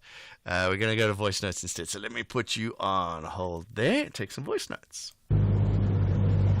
Hi, John. I want to recognize my teacher. In 1988, I was in Standard 2, Fadimea Primary School in Sebokeng, Zone 8. And my class teacher was Mrs. Mareletsi. I want to recognize her. My name is Right Mukwena, Sebokeng. Big recognitions for teachers. Let us know what we might have a little time, so give us a call 086 000 2032 and send voice notes. I see some of them are still coming through, so 0614 104 107. Night Talk with Oliver Dixon. You and I have a country to build, difficult conversations to have, solutions to find, and stories to tell. Join me, Oliver Dixon, on Night Talk every Monday to Thursday from 10 p.m. to midnight. SAFM has signed a code of conduct that is enforced by the Broadcasting Complaints Commission of South Africa. Under the code, we are committed to giving news that is accurate, comment that is fair, and programming that is not harmful, does not amount to hate speech, or contain violence or explicit sex. If you think we are not living up to that code, then you can inform the Broadcasting Complaints Commission of South Africa. Direct any complaints in writing to the Broadcasting Complaints Commission of South Africa. PO Box 142365, Craig Hall 2024. Fax to 011-326-3198 or an email to bccsa@nabsa.co.za. For more information, please visit www.bccsa.co.za. You are listening to Jon Gericke on SAFM. Teachers have been a good news story, but here's your good news winning story for the day today. We're going to hear from two of Africa Tikkun's young ambassadors. They have participated in the prestigious Spirit of Belron Challenge. It took place in the UK not so long ago. And throughout the challenge, they cycled, they ran, they walked, they swam and traveled by wheelchair, all together covering a distance of 64,000 kilometers, all for Africa Tikkun, who do some fantastic work for charity. Let's talk to a couple of these young'uns. Shaylet Sabanda joins us, as well as Masego Madiga. Shaylet, let's start with you. Thank you very much for joining us. What was it like, the Belron Challenge? It sounds exhausting. It was very exhausting. Firstly, I'd like to greet all the listeners that are listening from home and on their way back home. The experience was something else, but then because I was prepared for the challenge, it was not that much of a big deal because I was prepared. And the whole experience of running to raise funds for Africa Tikkun was very encouraging for me to continue running and to finish the race. So, of these sports, cycling, running, walking, did you just run or did you do some of the other things as well? I only ran the 10-kilometer race. 10 kilometers. What is your time? Do you know? Not really. I was not notified about my time. How many people were there? Was many people from around the world? There was a lot of people. There were like 2,000 people that were there on the day physically. And what was it like meeting people from all over the world, different cultures, those kind of things? I honestly felt like a celebrity because everyone was coming up to us and wanting to engage with us. It was really fun to meet people from all over the world, even though some countries, the language barrier was difficult for us to communicate, but you could see from the people smiling that they are happy that you're there and they are very welcoming. Masego, which of those events did you do? I only ran as well, and I got third place in the 10-kilometer run. Congratulations. Do you get a little bronze medal? Yes, I got a bronze medal. Nice. Where is it now? It's at home, chilling. You haven't put it in pride and place, like on your wall somewhere? Nah, no. But I'm going to look for a good place where every time I wake up, I just get the medal. I'm like, oh, you did this. What was your experience like? You heard Shaylet saying that all the people getting together, the different cultures. What was it like for you? It was more or less the same. It was fun. I got to meet people in different places in the world. Yeah, the language there was hectic, because we had to hand out bracelets, and then they'll be like, no English, yo, and it'll be like hectic, but you can see that the people are happy to be there. Take us through the beginning. Shaylet back on the line. No, Masego, while you're there, how were you selected to take part in the Spirit of Belron Challenge? It was a very long process. So I applied when I was in grade 10. I'm currently in grade 11. Wow. And we had like a series of interviews. So the first interview, it was like 50 of us. And then we got to like the second phase of the interview, and it was just like 5 people. And then we went to our third interview, and I was told that I was selected, and that's when I started training for the SABC Challenge. Then you got into training. So what were the interviews about? It's not all about the sport, is it? No, it was more of your personality and how you are going to represent the organization. since we are raising funds for the organization. So it was more of that and just a little bit of sports. Shayla, tell us about your interview process. What was it like? So I only got the chance to attend one interview, which I'm very happy of, because the whole interview process was very intimidating, because I remember on the day of my interview, I couldn't even sit on top of the chair because for some reason the chair was hot and I was very nervous because I had to not know a lot, but then I felt like I didn't know myself because I knew they were going to ask me questions like, who are you, where are you from, how did you join Africa Tikkun, and all that. And for some minutes I forgot who I was because I was very nervous and the pressure was a lot. I know that feeling. Sometimes you got no idea what's happening. And Charlotte, when you were there now, there's 4 South Africans that went, as you two and a couple of others as well. This event where you did the 64,000 kilometers with other people, how did that work? Please repeat your question again. How did the sporting events happen? What was the process of covering this massive distance? Oh, so firstly, the cycling. So the 10-kilometer race and the 5-kilometer race were the first races to take place. As soon as those began, the half marathon started, and then when the races were done, the people that were doing the half marathon also finished, and then the triathlon and duathlon started, and then we waited for those to finish. Okay, so individual events. The individual events where most people were participating in the 5-kilometer run and the 10-kilometer run. Okay. Maseko, you've had this life-changing experience. What are you going to do with it? What do you take out of this experience? I got an opportunity to go to different companies for job shadowing. So with the information I've obtained, I managed to select a good career field that I think it's going to be beneficial for me in the past 10 years plus. Yeah, so... What do you want to be? That's what I took from. I want to be a business manager, but I want to start a business whereby it has anything that has to do with STEM, with the AI sector, because I realized that the AI sector is in demand greatly. So me venturing into that will help me in upcoming 10 years or 20 years. Yeah. And Charlotte, what do you want to be when you grow up? I want to venture into political sciences and international relations, and also study a little bit of human rights law. Ambassador Charlotte Sibanda. Sounds good. Rolls off the tongue. Thank you so much. And quickly, Charlotte, tell us about Africa Tikkun. What do they do?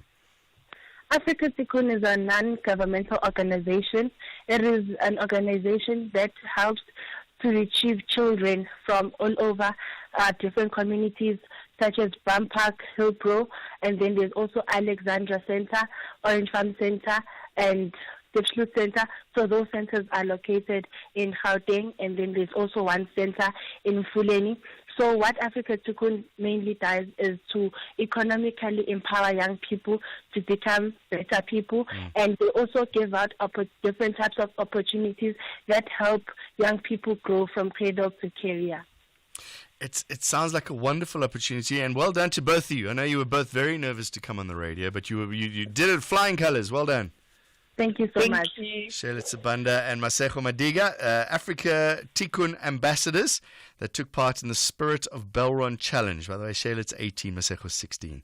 And they went and took part, as you heard, Maseko getting a bronze medal in the 10Ks from around the world. Just to tell you more about Africa Tikkun, because they were the ones where funds were being raised here. Cradle to Career, they say 360-degree model provides a holistic approach to the development of young people from childhood to school-leaving age with their journey into accessing economic opportunities.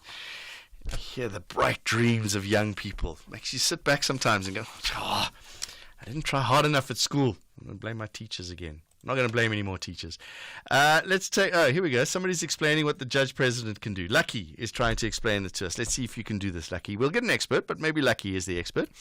The difference is that the judge president of the High Court in Pretoria is responsible for assigning cases to presiding judges and not getting involved in the adjudication of the case. The judges Slaughter is accused of discussing the case of Zuma with were adjudicating the case, and he was soliciting a particular outcome on the case with them seeking to influence their thinking on the case. Says Lucky. Thank you for pointing that out, Lucky. I do think it's something we should do more of. That what goes on behind the scenes in lawyering and attorneys and judges, it's all shrouded in mystery, and they use these big Latin words. And I try and read things from Karen Morn and those kind of journalists, and I try and read them. My eyes glaze over because they use these big words, interdicted, and cases aren't just postponed. They use other words. So we'll try and get an expert in and talk about it and find out what the difference is. It's a good question. It's news now. I'm wrapping up my papers because it's 6 o'clock. Thank you very much for the team. Lerato pushed the buttons today, as usual. The production team of Tebogo Vosani Temba putting the show together. Thank you very much. It's 6 o'clock.